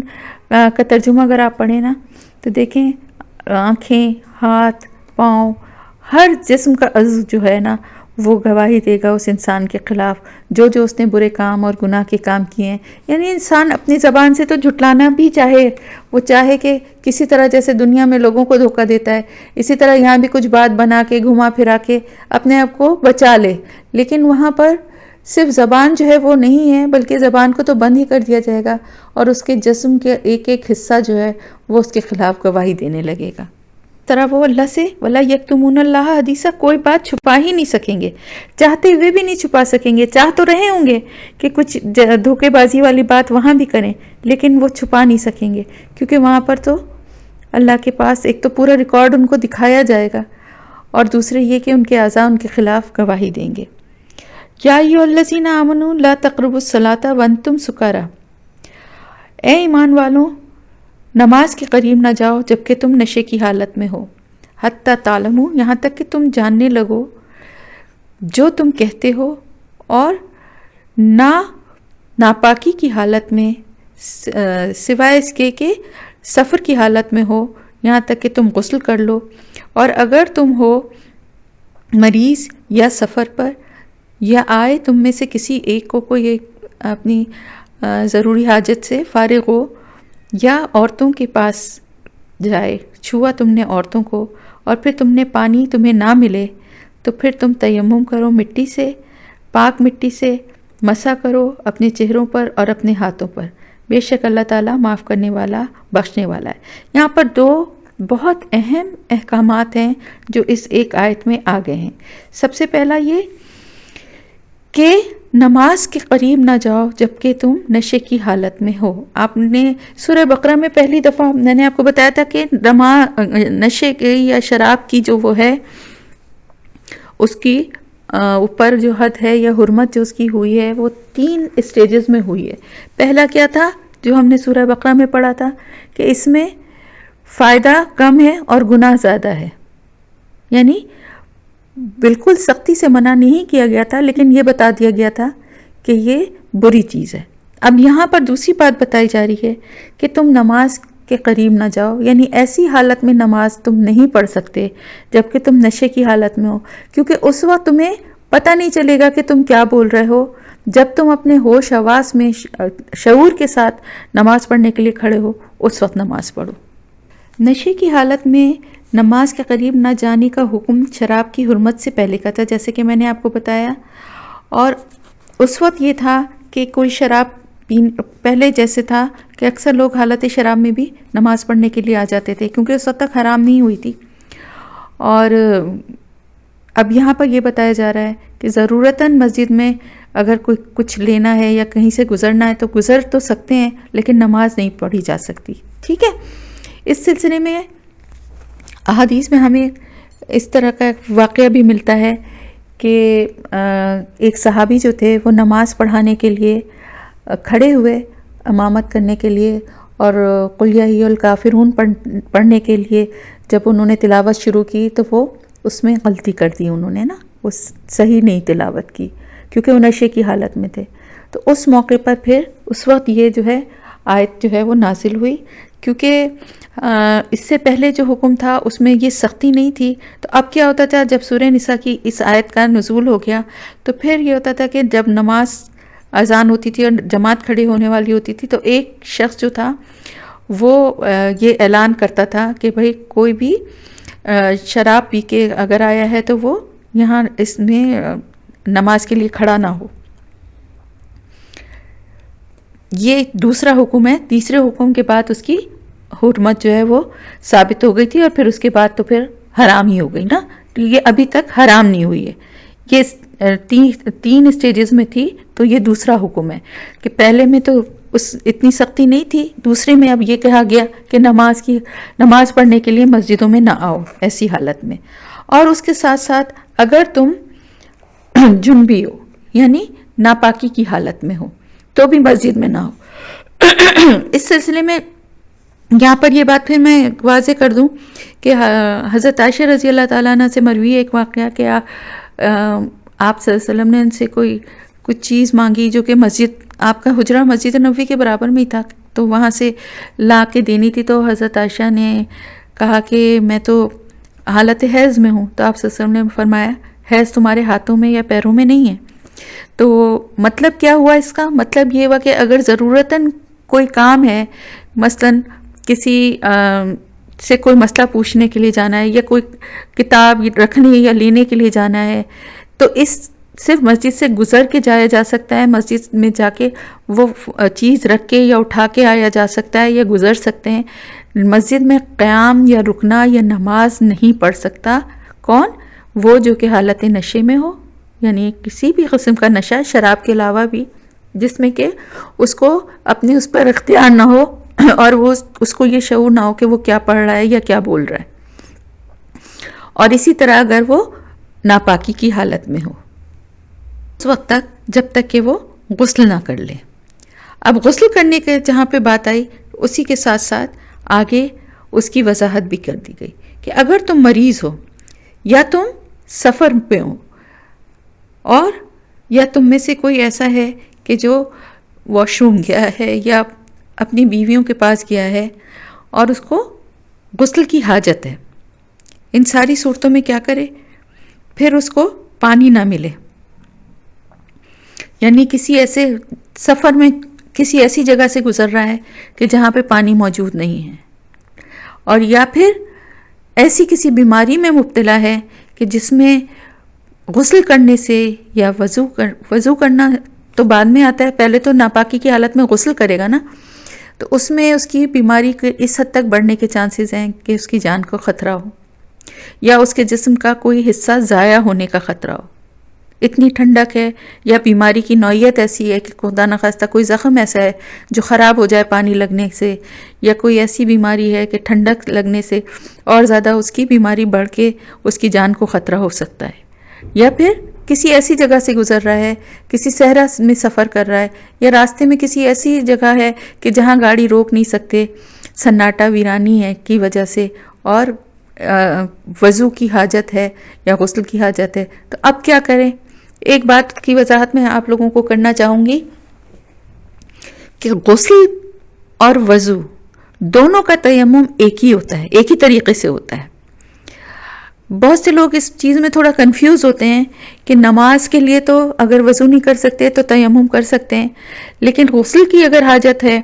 اور وہ نہیں کر سکتے تو کیا کریں؟ تو بھی وہی تیمم کرنا ہوگا جو کہ نماز کے لیے کیا جاتا ہے. تو اب بات کلیئر ہو گئی کہ اگر ناپاکی ہے کسی بھی طرح کی جس میں غسل کی حاجت ہے، اور کوئی بیمار ہے اس حد تک کہ اس کی بیماری میں اس کو اس نقصان پہنچ سکتا ہے، اس کی بیماری بڑھ سکتی ہے اور اس کے لیے جان کا خطرہ ہو سکتا ہے، یا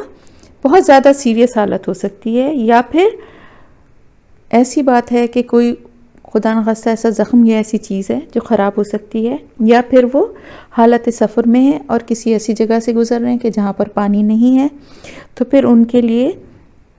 کیا ہے؟ اس حالت میں اگر پانی نہ ملے تو پاک مٹی سے مسح کر لے، یعنی تیمم کر لے. اور اس کا طریقہ کیا ہے کہ مٹی کے اوپر اپنے دونوں ہاتھ مارے. اکثر دیواروں پہ بھی مٹی ہوتی ہے نا، تو دیوار پہ بھی دونوں ہاتھ اس طرح سے مارے جا سکتے ہیں، اور پھر اس کو چہرے پہ پھیرے، اور پھر اپنی انگلیوں سے ہاتھوں کے کونیوں تک لے کے جائے اور کونیوں سے واپس لے کر آئے ہتھیلیوں کی طرف سے. یہ ہے تیمم کا طریقہ دونوں ہاتھوں میں. تو پھر یہ تیمم کر لے پاک مٹی سے. بے شک اللہ تعالیٰ معاف کرنے والا اور بخشنے والا ہے. اصل بات کیا ہے؟ اصل بات یہ ہے کہ اللہ تعالیٰ تو غفور الرحیم ہے، اور وہ انسان کو، اپنے بندوں کو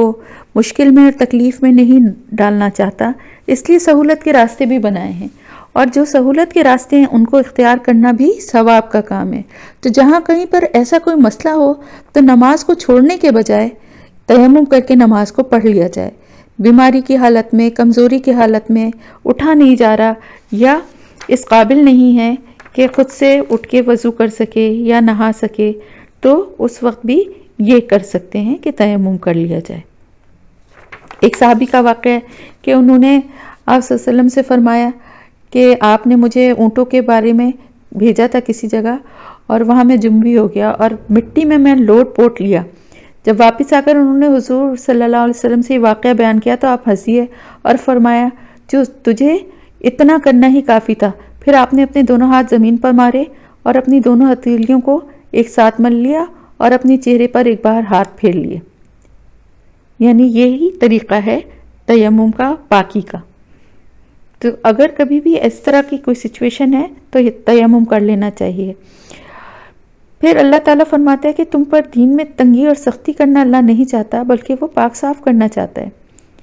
اور آپ صلی اللہ علیہ وسلم نے فرمایا، بخاری اور مسلم کی حدیث ہے کہ مجھے 5 چیزیں ایسی دی گئی ہیں جو مجھ سے پہلے کسی کو نہیں دی گئیں۔ مہینے بھر کی راہ تک میری مدد روب سے کی گئی، یعنی آپ کا روب اتنا تھا کہ لوگوں کے اوپر سن کے ہی اللہ کی طرف سے ان پہ روب پڑ جاتا تھا۔ میرے لیے ساری زمین مسجد اور پاک بنا دی گئی۔ دیکھیں مسلمان کہیں پر بھی، ضروری نہیں ہے کہ صرف مسجد میں نماز پڑھیں، کہیں پر بھی نماز پڑھ سکتے ہیں۔ میرے جس امتی کو جہاں نماز کا وقت آ جائے وہ وہیں پڑھ لے، اس کی مسجد اور اس کی ساری زمین مسجد اور پاک کرنے والی ہے، ٹھیک ہے؟ اور اس کا وضو وہیں اس کے پاس موجود ہے، ٹھیک ہے؟ وضو کیسے موجود ہے کہ اگر پانی نہیں بھی ہے تو وہ کیونکہ زمین پاک کرنے والی بنائی گئی ہے ہمارے لیے، تو زمین سے، مٹی سے تیمم کر لے۔ میرے لیے غنیمت کے مال حلال کیے گئے جو مجھ سے پہلے کسی کے لیے حلال نہ تھے، اور پھر مجھے شفاعت دی گئی جو تمام انبیاء صرف اپنی قوم کی طرف بھیجے جاتے تھے، لیکن میں تمام دنیا کی طرف بھیجا گیا ہوں۔